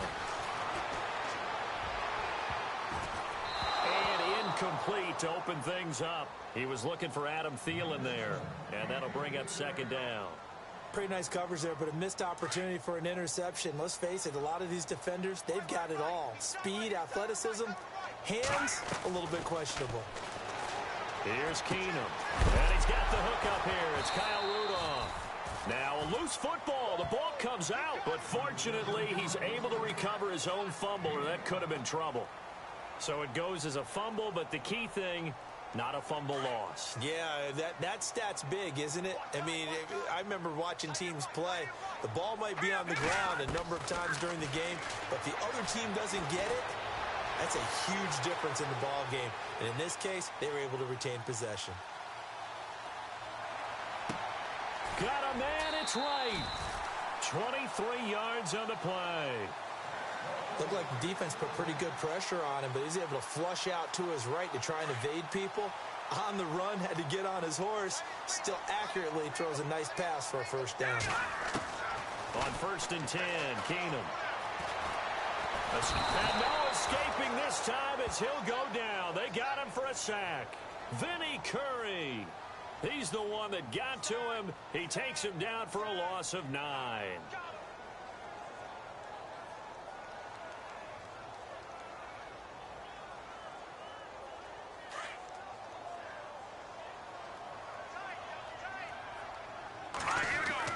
Now Keenum throwing on second. And the hit jarred it loose. It's incomplete.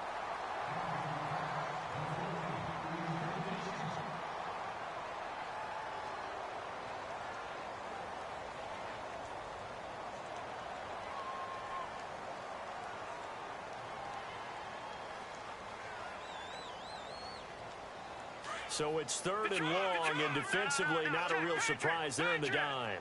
Here we go now. Green, 39. Now the Georgia Southern man, this is Jerick McKinnon. And he'll be brought down at the 48-yard line. He gets a good chunk of yards there, 8 all told, but they're still looking at a 4th down.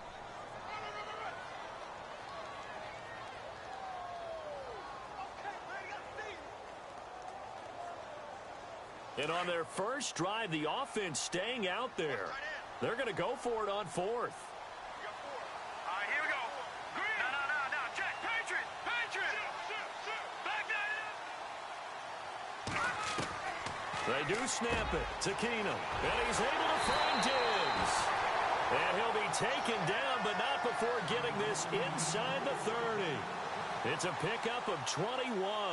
And it'll be a Minnesota first down.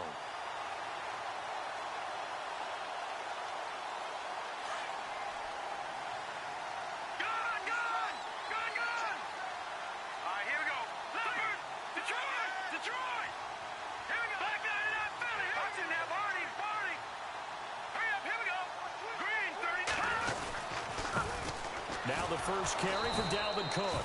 No dice this go-around. He's hit behind the line and taken down. That's going to go as a loss of a yard, and it'll be 2nd down. And the offense behind the chains here a touch on 2nd and 11. Off play action. Keenum eluding the pressure right. And he will go down outside of the pocket for a sack. Tried to get away but could not. Timmy Jernigan breaking through to get him for a loss of 7. First and second down were a disaster. Both went backwards. Now it's 3rd and 18. They need something big. Play action. It's Keenum. And Rudolph has it left side. And he's able to get it to the edge of the red zone at the 20-yard line. It's a 15-yard pickup, but it'll lead to a 4th down.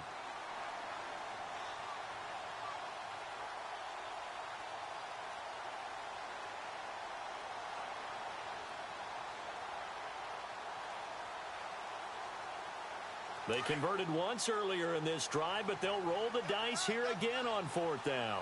Hurry up, here we go. Keenum now to throw. And it's caught. He didn't get the touchdown, but he did get the first down as he's tackled at the 1. The decision to go for it pays off, and now they're set up 1st and goal. Back now with Charles Davis. I'm Brandon Gaudin. Second quarter begins with the Vikings holding the football, and they've got it here with a 1st down. Well, just play after play after play on this long drive for the offense. Let's go. Boo, land it. Boo, land it. Detroit. All right, now, look at 56. They'll run for it with Cook. And he'll get in. Touchdown, Minnesota. A great play there. Punching it in from a yard away. And the Vikings take the ball down the field and score on their opening drive. He's got it, and the Vikings take a 7-0 lead.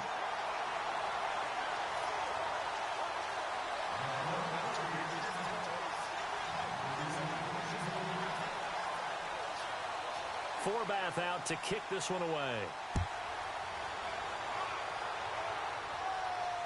And no return on this one as the fair catch is signaled for and taken.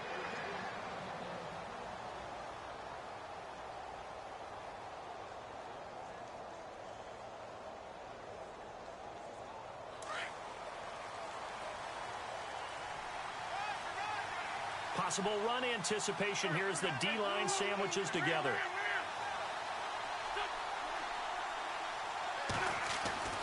Throwing on first is Wentz.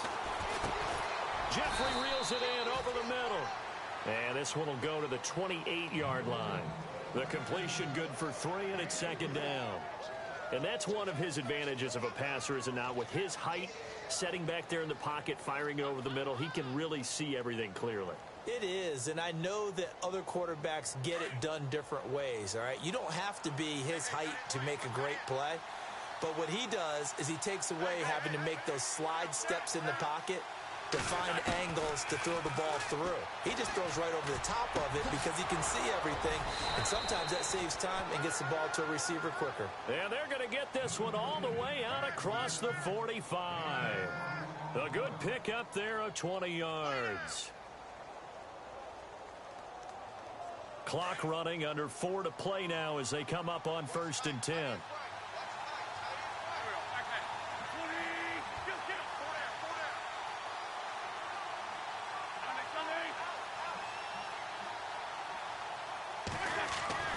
Here's Wentz to throw. And the tip there altered the ball flight, and it falls incomplete. It'll be 2nd down. Anytime a ball's thrown in the middle of the field and it's popped up in the air, I expect someone to catch. It doesn't matter whether it's offense or defense, because there's usually a great amount of bodies in that part of the field. In this case, no one came up with it.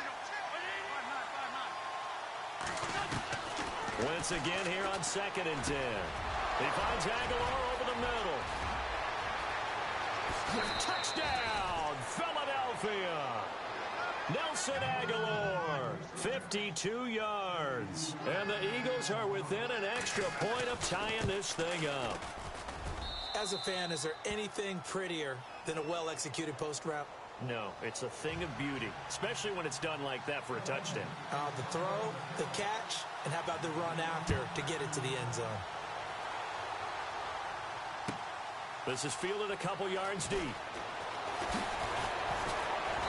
And he'll be brought down at the 23, make it the 24-yard line. Now the Vikings offense gets set to take over here. And that last drive, a long drive, but not just that, they had a great air attack going. Do they stick with that? I would think that they would, because if they were confident enough to do it on the last drive, starting backed up in their own territory, why would you change anything? They've got to be confident about what they're presenting and continue to do so. Yeah, because the secondary, they really look clueless. And that was amazing because that drive went and went, no adjustments, and no big plays by the defense to knock the ball away.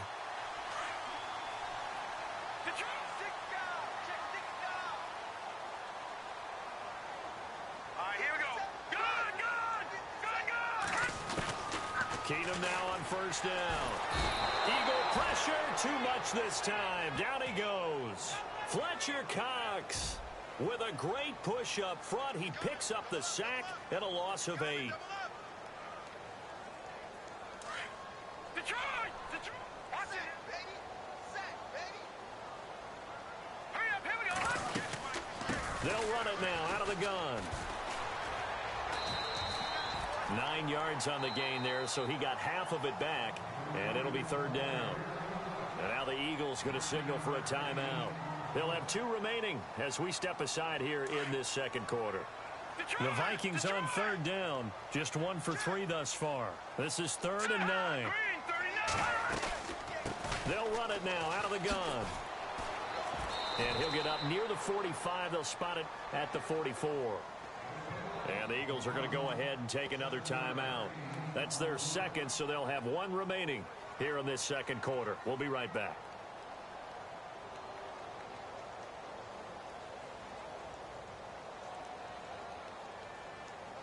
And how about the call here? They need 2 yards in their own territory on 4th down, and they're going to go for it.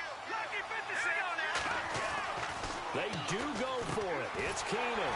Open man is Thielen. It's complete. And he's got the first down yardage as he brings this up to the 47.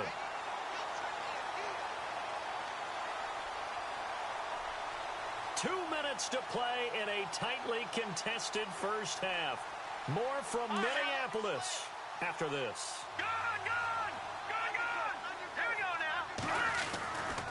Now Cook running right. And this one goes nowhere.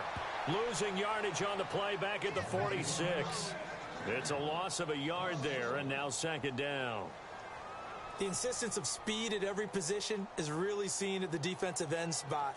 These guys in the old days were often outside linebackers. They just pushed them forward because they wanted to play fast and get to the quarterback or the running backs quicker than ever before. Steps away to his left. Throw left side on target to Thielen. And he's going to go out of bounds. He takes this one down shy of the 20. A gain of 32 that time.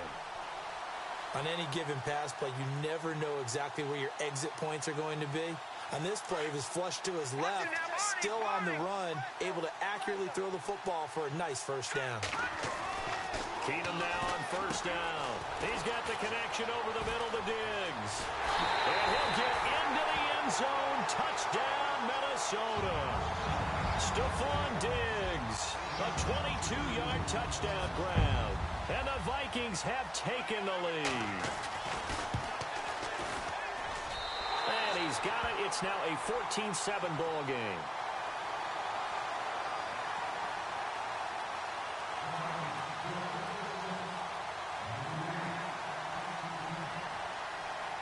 Forbath out to kick this one away.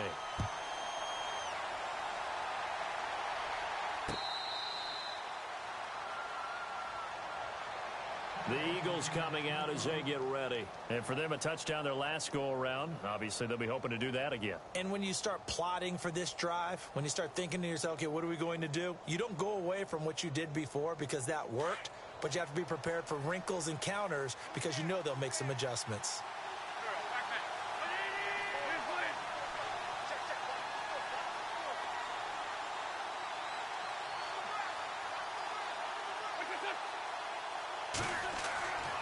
First down, Wentz.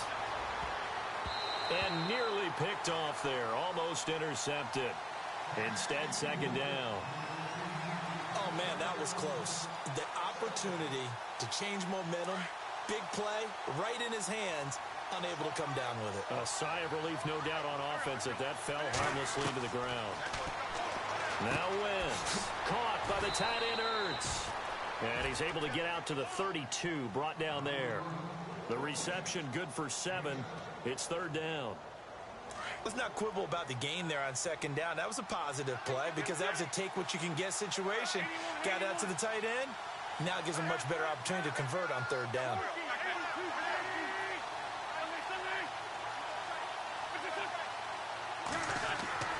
Wynn's going to try and throw on third. The open man is Smith. So he fought off the tackle, and that effort gives him the first before he's brought down. 7 yards there, good enough to move the sticks.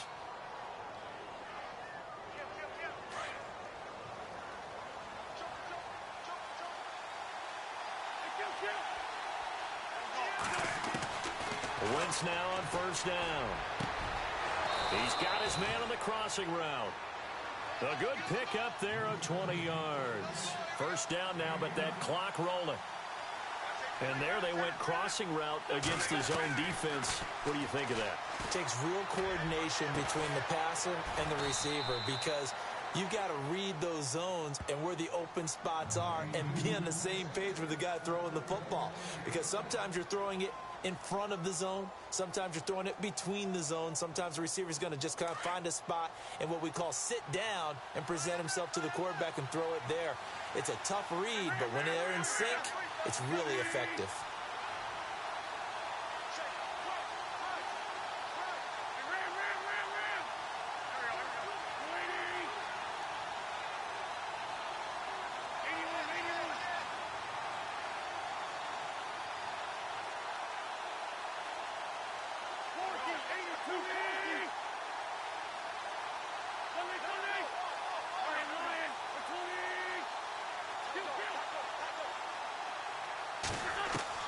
From the red zone now, Wentz. He couldn't quite hold it. Got hit. Ball pops out. Incomplete.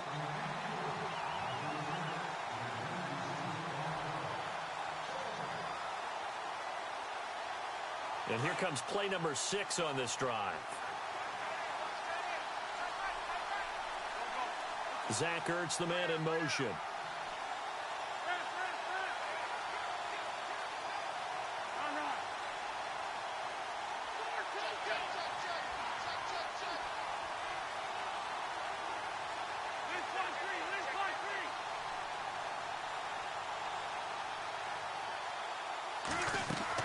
Back to the air on second down. Wentz. And it'll be intercepted. Picked up by the former first-rounder Trey Waynes. Brandon, this is why golfers do their best to never count a score in their head before the ball goes in the cup. This looked like a slam dunk for points on this drive, didn't it? Instead, they throw an interception, and they're going to come away empty. A give. This is Cook. Gets it up around the 22 and no further. Did show some power on the run, but not a whole lot of room. So due to time constraints, we move you forward in today's broadcast to the beginning of the third quarter.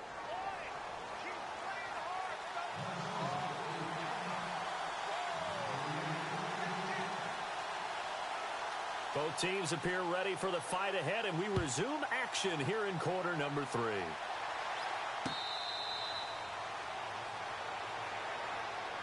Out come the Eagles now as they'll go on offense first here in the third quarter. They're down here, but very much in this game. What's the tonality of a coach's talk when a game is within striking distance like this at intermission? Typically, what they're doing is emphasizing the things that went well in the first half and wanting more of that. Sure, you've got to go over some of the errors and clean up some things because there's a reason you're down. But overall, I think they want to stay positive, stay up with this team. We're just starting the second half, and we've got the football. Let's go ahead and punch it in, and then we'll take it from there. See how that recipe works. 2 yards on the carry there. It'll be second down. 8 yards to go here on second down.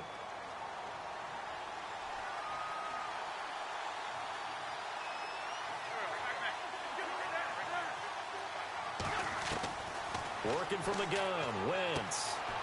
And this is Ertz with it, right side. And they get him down, but not before he takes it across the 40-yard line. That one good for 16, and the drive will continue. His position, and he's listed as a tight end, but he certainly doesn't run like one, and that's what we're seeing more and more coming into the league. Those guys who can run, make plays after the catch, and gain that additional yardage. And using that speed there to turn it into a pretty nice little game. And the D-line pinching together must be expecting the run.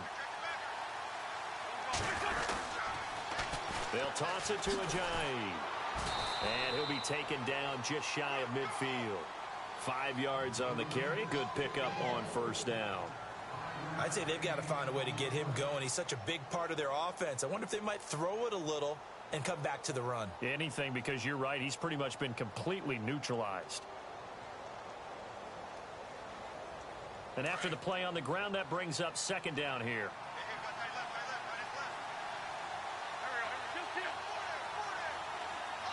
And they're definitely showing blitz here.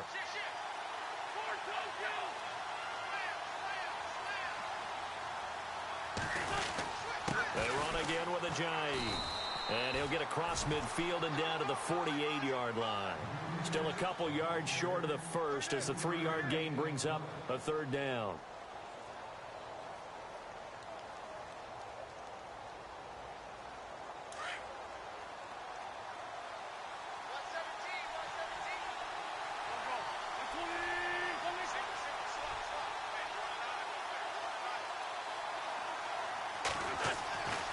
To throw, it's Wentz. And incomplete here on third down.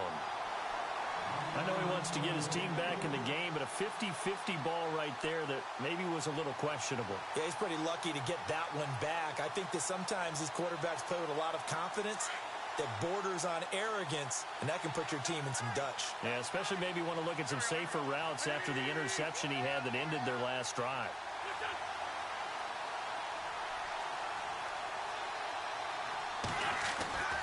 Wentz going to go on fourth down. Blitz coming, and down he goes. Ben Gideon leading the surge there. He drops him for a loss of 6. Well, it was too far for a field goal try. You don't really gain a whole lot out of a punt, so I don't think you have much of a problem with that, do you? No, not at all. I think it's the right play, the exact right play, because even if you want to play defense and pin them deep, you know how hard it is for a punter to knock one dead inside the 10-yard line. That's not necessarily easily done. So I think going for it there was the right call. 2 yards on the pickup there. It'll be 2nd and 8. Well, they're hoping that the second half is better for him than the first half. They've got to find a way to get him going. He's a big part of their offense. Let's go. Here we go. Green, 39. Green. Watch it now, Barney. Here's Keenum now on second down. And Diggs has it. And the stop here will come at the 38-yard line. That catch good for 5. It's third down.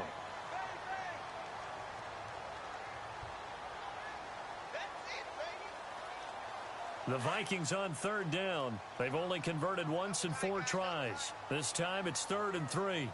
Let's go. Green, 39. Green, 39. Now it's Keenum. Got his man complete over the middle. That's Morgan.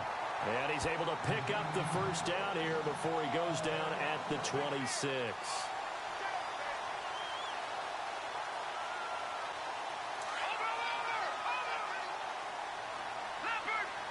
Looks like the defense in press coverage here. They run the counter with Cook. Down to the 25. Just a yard on the first down carry, so it's 2nd and 9. This is what happens sometimes when you abandon the running game. It's hard to get back to it because once guys get out of that mentality of firing out and hitting people, hard to get them started again occasionally.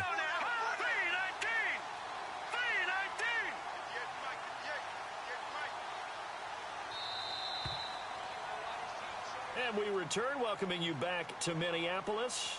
It's the Vikings in possession of the football and the lead. They'll be looking to add to that.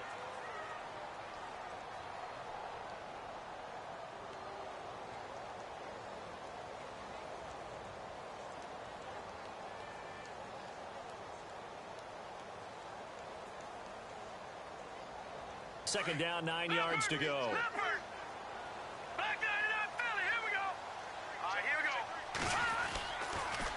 Again, it's Cook. And this time the yards won't come so easy as they'll, in fact, tackle him behind the line. That'll go as a loss of 5. And that'll force upon him a 3rd and 14.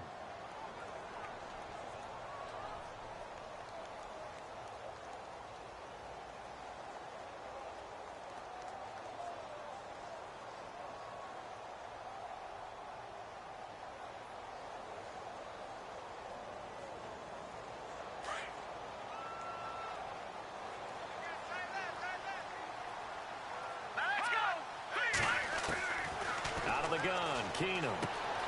Left side caught by Diggs. They're able to convert on 3rd down, and that sets up a 1st and goal. He's been the go-to guy. They needed a big play there on 3rd down. Went his way. It worked out. Doesn't matter whether they've scouted it or that they think he's going to get the ball. He has a knack for finding.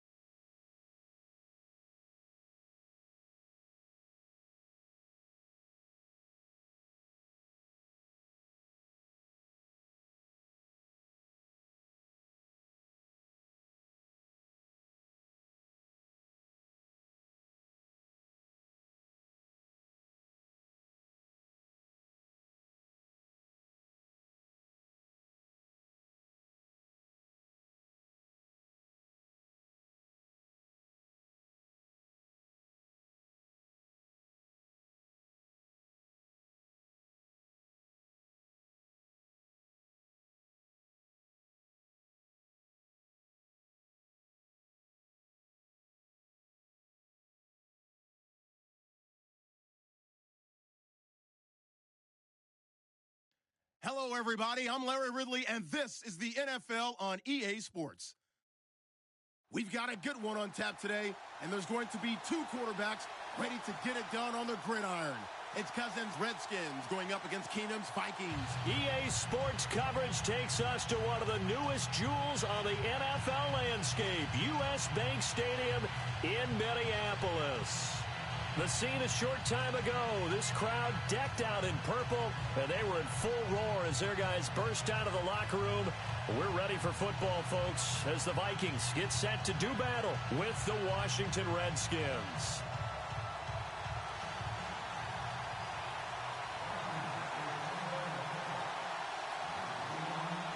The kicker, Dustin Hopkins, set to get this one going. And we are underway from downtown Minneapolis. This fielded a few yards into the end zone. And he's able to get it across the 20, but not by much, as he's marked down at the 21-yard line.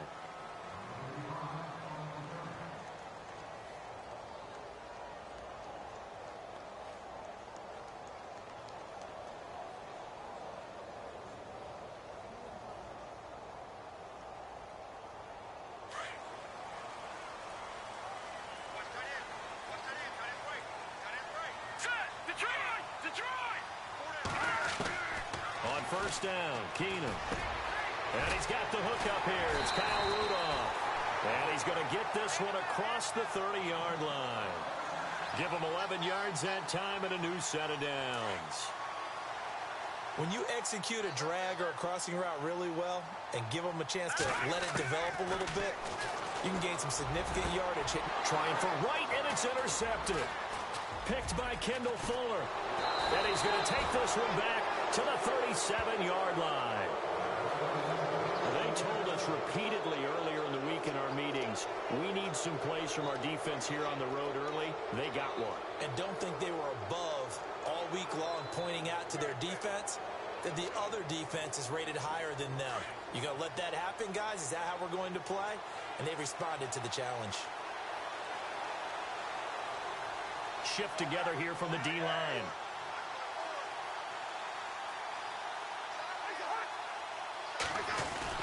Following the interception, Cousins. And Davis with it left side. And he's going to get it down to the 33-yard line here.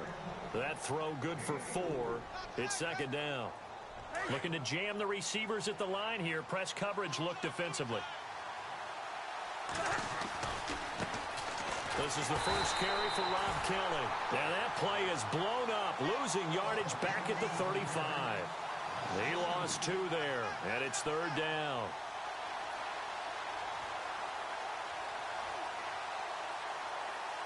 So third down now. They need the 27-yard line for a first.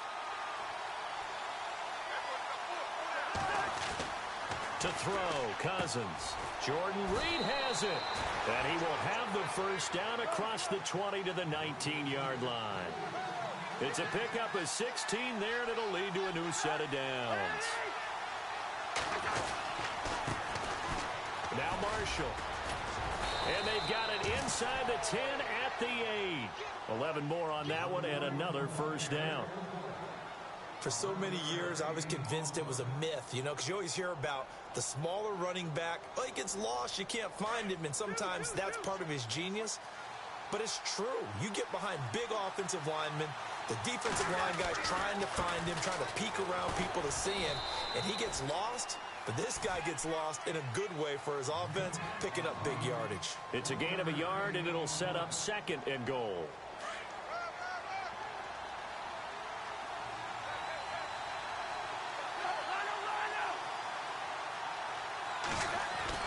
Cousins now on second down. And incomplete there. A nice hit. Jars the ball free and brings up third down.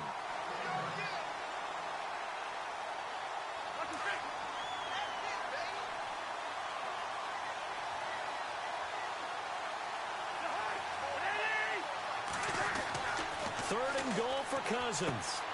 This is caught. And he's able to get it down to the 2-yard line. A 4-yard pickup, not enough. Fourth down.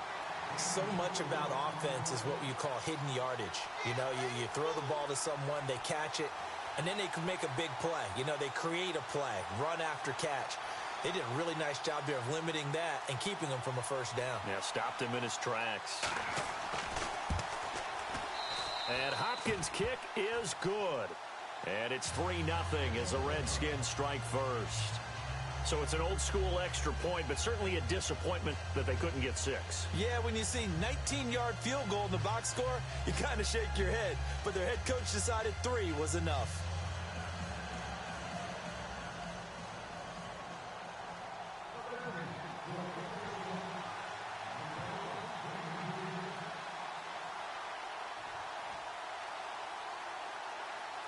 Following the made field goal for 3, Hopkins now to kick it off.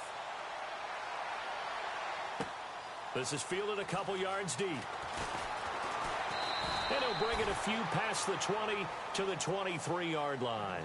And now out comes Minnesota.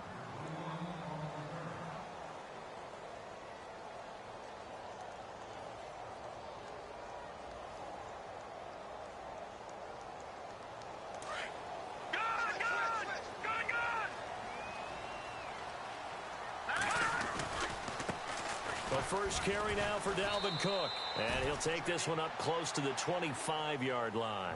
Give him a couple on the carry there. 2nd and 8. Partner, I love to point out when teams break tendency and do something a little bit different from the norm. But when you run the ball in the first play of the drive, that's not a tendency breaker at all. That's just trying to establish yourself as you move forward.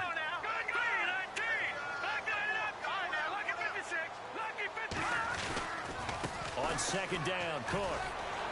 And he's brought down, getting this one up to about the 35. A nice pickup there, 10 yards, and it'll move the sticks. Well, how many times do we say in this game is speed kills, and it does it in so many different ways. In this case, You got a back who's quick and shifty, can make moves, make people miss, but also gets to and through a hole before it can close down. That's some of the benefits of that speed, not just outrunning people in the secondary. That led to a really nice game. And getting this just shy of midfield, they'll spot it at the 49. Back-to-back nice gains. That one for 14 yards and another first.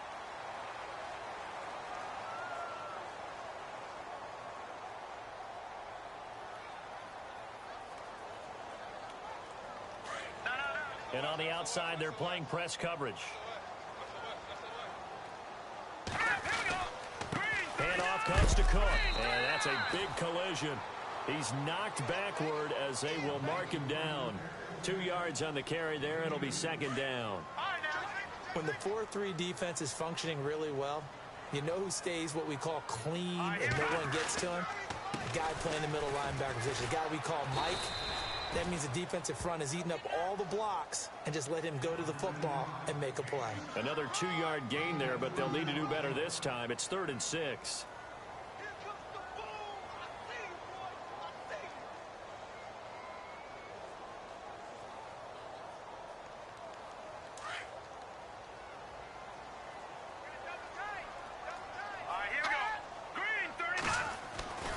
Keenum going to throw. It's complete to Diggs. And he will have first down yardage as he's brought down at the 41. It'll go as a gain of 6 that time, and it moves the chains as well.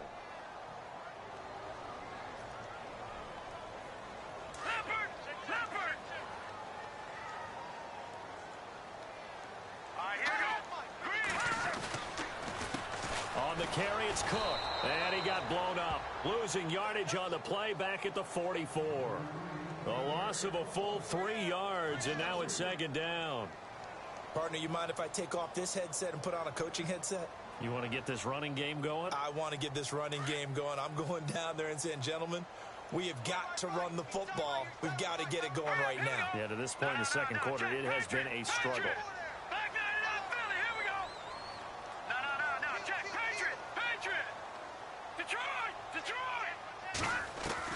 To throw on second down is Keenum. And Rudolph has it, the tight end. That one good for 16, and the drive will continue. And there's another completion to the tight end. And let's face it, it is hard to overthrow a 6'6" target. It is indeed. Quarterbacks like their speed guys. They like that huge 6'6" target that they've got in him. They really do, and it reminds me of what one great tight end told me once.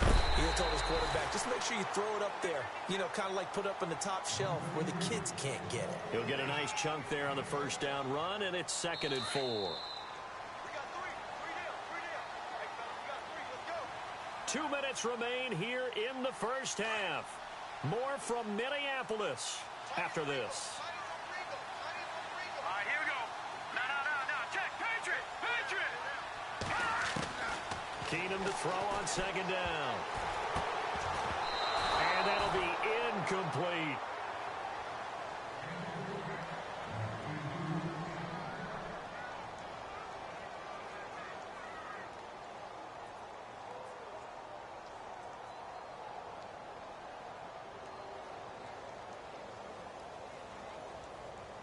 And a really long drive here, and it goes on and on. Now let's go. Green, 39. All right, now, lucky 56. Lucky 56. Gun. Hurry up, here we go. From the gun on third down, Keenum forced out to his left.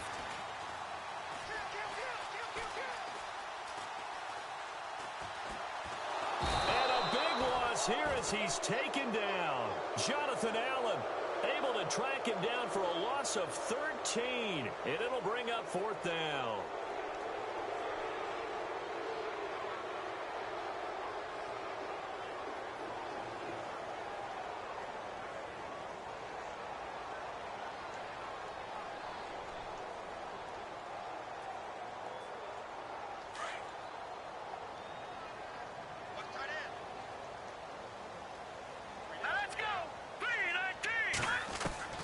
They do snap it to Keenum.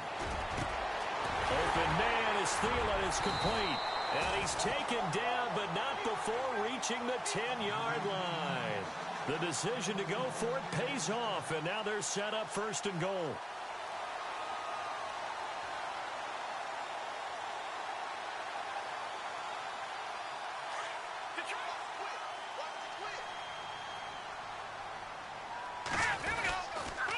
A toss to Cook. He gets this down to the 3, but no further. Brought the power run out of the bag and got a couple extra yards with it. Now before this 2nd down play, we'll get whistles and a timeout, as the clock's going to stop with 47 seconds to go in half number 1. And this seemingly endless drive continues.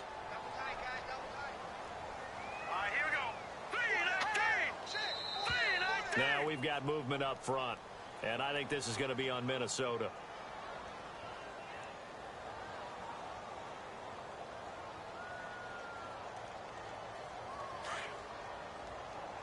Possible run anticipation. Here's the D-line sandwiches together. Detroit! Detroit! Here we go now.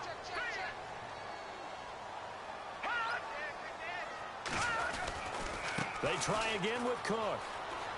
And he will score. Touchdown, Vikings. A great effort there. An 8-yard touchdown run. And the Vikings are able to strike for 6. And this is up and good to make it 7-3.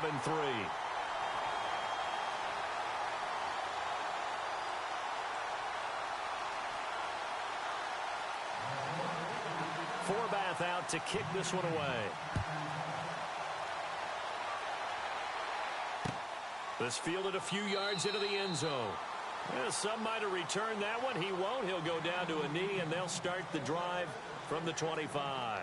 So Washington coming out for their next drive on offense. He looked back, Charles, in 2017, 7-9 for the Redskins, 3rd place in the NFCs, and missed the playoffs for the 4th time in the last 5 years. Yeah, they've been just good enough to be in the hunt, but rarely have they gotten over the top, as you noted, missed the playoffs 4 out of the last 5 years. Offensively, in 2017, their offensive line was a mess. I mean, they were playing guys out of position, 3rd-string guys, guys up from the practice squad, just trying to find some type of continuity that just wasn't there.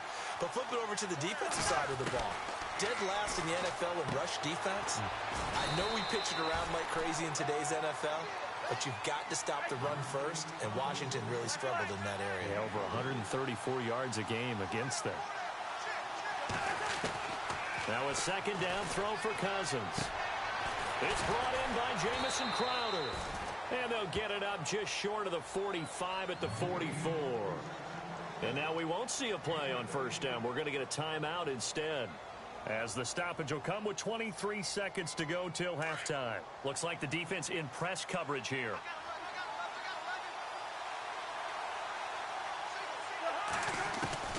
Cousins now to throw on 1st down. Going for the deep ball. It's caught inside the 25. Touchdown, Washington. Terrell Pryor, as the first half is winding down, and the Redskins are able to strike for 6. So they're able to capture the lead here just before halftime. And not only that, they get the ball to start the 2nd half. That's right. This is almost like basketball down the stretch, right, where you get the 2-for-1 situation where you try and get 2 shots to your opponent's 1. In this situation, they got the touchdown. They'll get another shot at to start the 2nd half. Could be a big turnaround.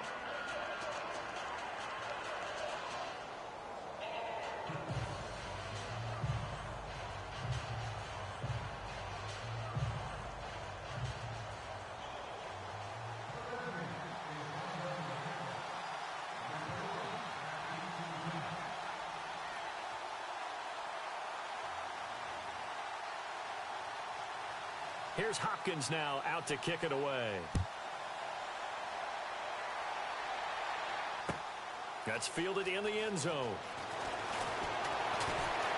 And he'll wind up getting an extra couple yards here for his trouble, as he'll bring this one out to the 27. Now the Minnesota offense set to take over again. And from this spot in the field with the clock where it's at, you think we're just going to see a knee and that's it? And I think in this situation, that's the proper play. But we do know there's some risk takers out there that may want to take one more shot before the clock runs out. Now a play fake here on first down. Dancing to his left. And now this is intercepted. My goodness. Picked up by the all-pro corner, Josh Norman. And his guys are going to take over at the 21-yard line. And we welcome you back live now inside the booth alongside Charles Davis. I'm Brandon Gaudin, set and ready to rock for the third quarter. So both teams have their marching orders, and we'll get going again here in quarter number 3. This fielded a few yards into the end zone. And no run back here. This will be a touchback, and it comes out to the 25-yard line. Out comes the Redskin offense now as they get set to begin another possession. We have not seen much on offense from either side. These last few drives, it has been a struggle, hasn't it? Totally, and you're thinking to yourself right now, if you're on offense trying to get things figured out, okay, we self-scout every week in our game plan. How many things do we do at certain times? What are our tendencies? Time to go to some of those tendency breakers and try and create some offense. They always have those in their back pocket, don't they? You have to, and if you don't keep abreast of what you're doing, you lock into a rhythm and make it easy for the opposition. Looking for tendency breakers right now. Here's a carry now for Keith Marshall. Trying to run inside, but nothing there. Call it no gain on the play, and it'll be second down. Big boys down there in the trenches, and a nice play to stop them cold. Nothing there. Yeah, when you talk about big boys, you talk about those defensive tackles, those nose tackles. They're not just big, they're immense. And what a big-time play there. And the hit jarred it loose. It's incomplete.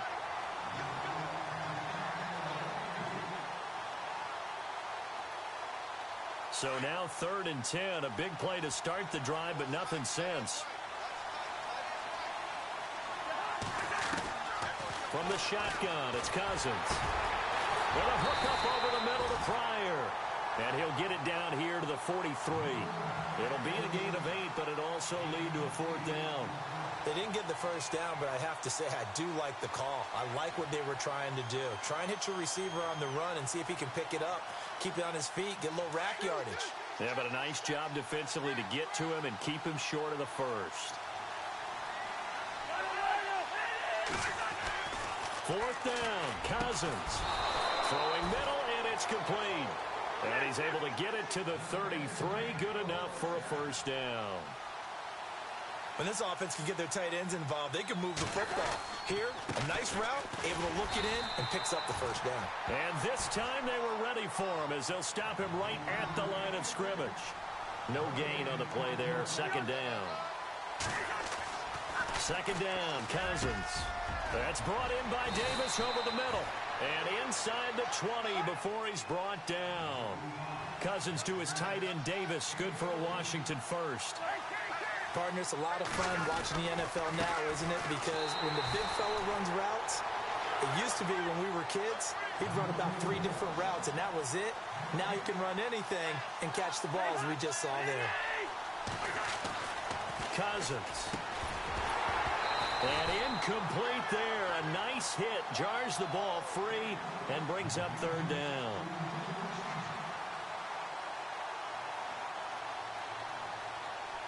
The Redskins on 3rd down. Just 1 for 3 thus far. This is 3rd and 10. From the gun, here's Cousins. And he's got it. He didn't get the touchdown, but he did get the first down as he's tackled at the 1. They're able to convert on 3rd down, and that sets up a 1st and goal.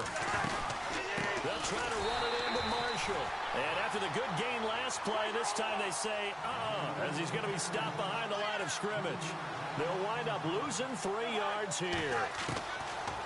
Working out of the gun, Cousins. And this is complete. It's Marshall. And that is going to set up 3rd and goal. They'll get nothing out of that one, and it's going to lead to a 3rd down.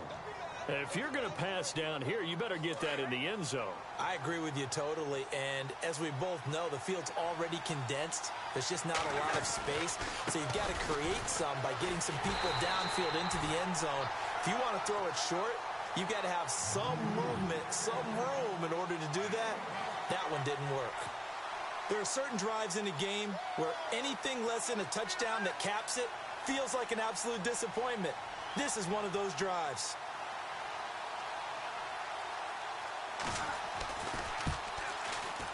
And Hopkins' kick is good. And the lead stretches to 6 here. It's 13-7. So give them 3 there. A good drive gets them inside the 5, but they couldn't punch it in. And credit this defense, too. That was the old bend but don't break approach. But it kept the offense out of the end zone. Following the made field goal for 3, Hopkins now to kick it off. That'll be taken in the end zone. And all that worked, but he stopped where he ultimately would have been, and he's simply taken a knee, and that's the 25-yard line. It's the Vikings' turn on offense. We get ready for their first possession of the second half. They're down in this game. A chance for the offense, though, to put something on the board, get some momentum here in half 2.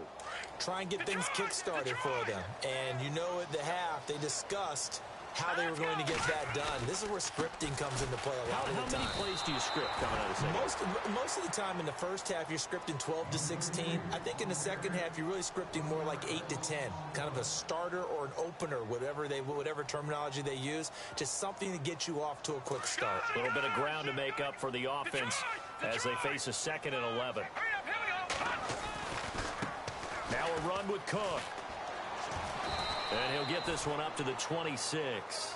Give him 2 on that run, and they're still left looking at a 3rd and about 9 to go.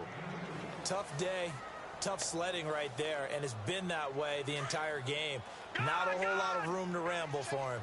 Yeah, you're right. It's been that way all afternoon. Didn't get a whole lot better there. Throwing is Keenum. Got a man, it's right. And he'll go down, and that will do it for the 3rd quarter of action.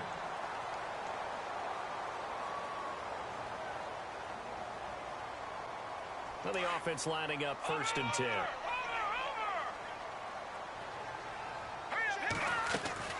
They'll run it now out of the gun. And he'll fight his way forward to about the 48-yard line. 2 yards on the pickup there. It'll be 2nd and 8. That's a good play by the guys on the defensive side of the ball. Held them to a gain of 2. And that changes the playbook a little bit now for the guy calling plays. 2nd and 8. Now he's got to probably think about going to the air instead of maybe staying with the ground game. Throw left side complete. That's right. A good pickup there of 20 yards.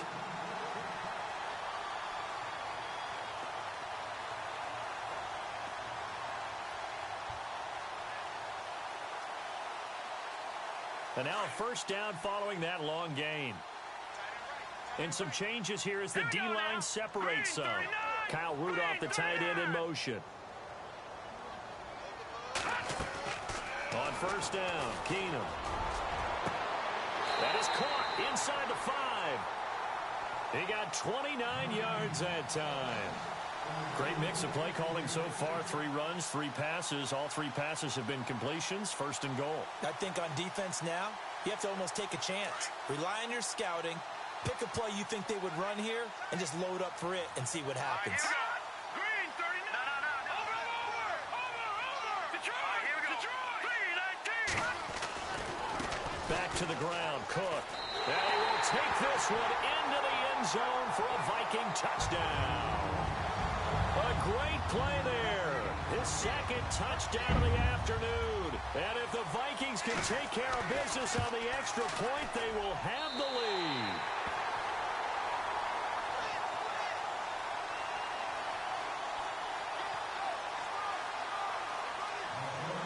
Forbath out to kick this one away.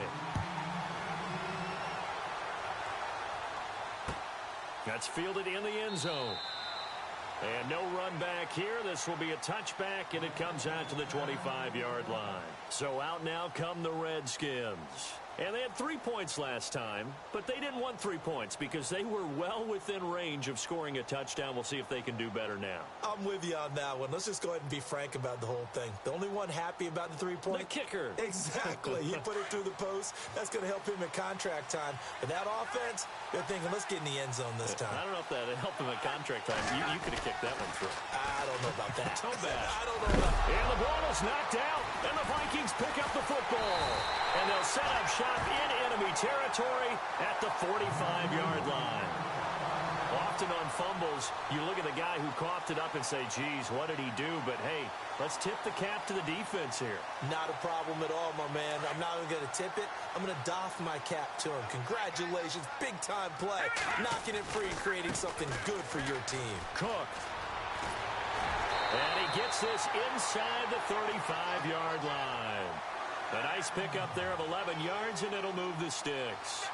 Got to figure now, after getting that turnover, they're just going to be happy to keep the ball on the ground, right? This is where covering the football, taking care of the ball, all the ball security terms that have ever been used, they come into play for the guys on offense right now. Just take care of it, and they've got a good chance of ending up winning this game. And a solid run down inside the 30. It's a 6-yard pickup, and it gets him to 2nd and 4. I have to chuckle to myself a little bit, Brandon, because right now, I could be in that huddle with that offensive line. I know exactly what they're saying. If you call a pass play here, we're going to call timeout. Run the football. We've got control of this thing. Get him behind us and let's go. Their time to shine. Time for a break.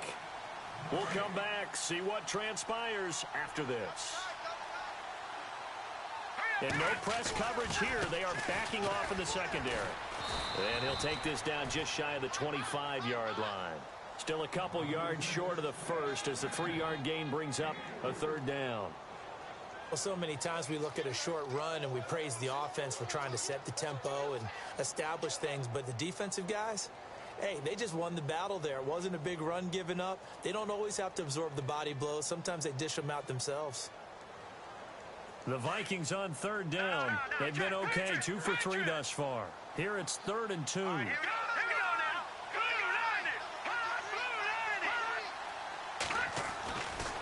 Keenum.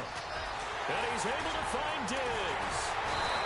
And he's got the first down as he gets it to the 8. They're able to convert on 3rd down, and that sets up a 1st and goal. But give the defensive guys a little bit of credit. They didn't let the deep ball beat them on that play, did they? No, the drag, that guy can be your safety valve. We saw it right there. Yeah, and it picked up a 1st down for them, too.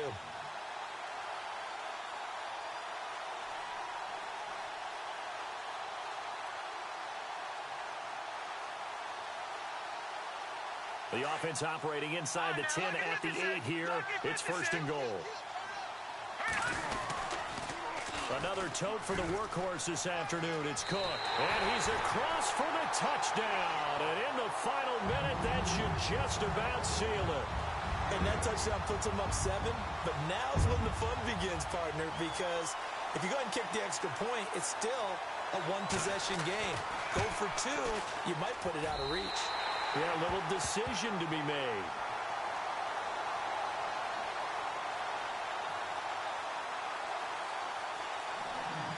Forbath out to kick this one away. That'll be taken in the end zone.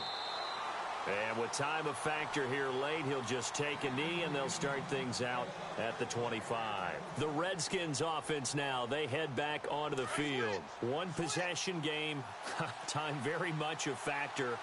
How does the offense handle this situation? Well, in a lot of cases, they should be somewhat real. And he can't get a throw away. He's taken down. Daniil Hunter. The Redskins now going to use the first of their 3 timeouts, as the clock will stop with 34 seconds to go in the game.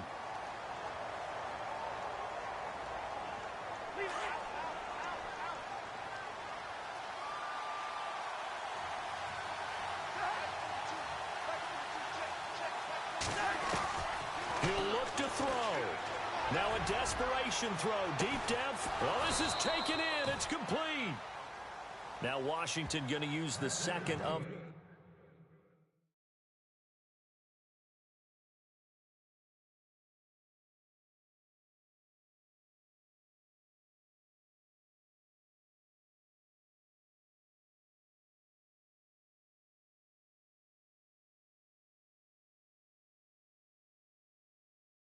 their 3 timeouts, as they'll stop it with 27 seconds showing on the clock.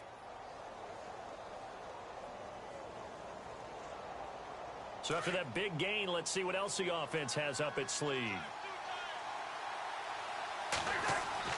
He's back to throw. And Reed with it over the middle. And this time not quite to the 30. It'll be down at the 31-yard line. A good pickup there. 8 yards on the first down completion. They'll look to throw. And, a crusher there as it's intercepted. Picked up by Anderson Dejo. He's got a convoy, and he might be gone. And he's going to score. It's a Viking touchdown.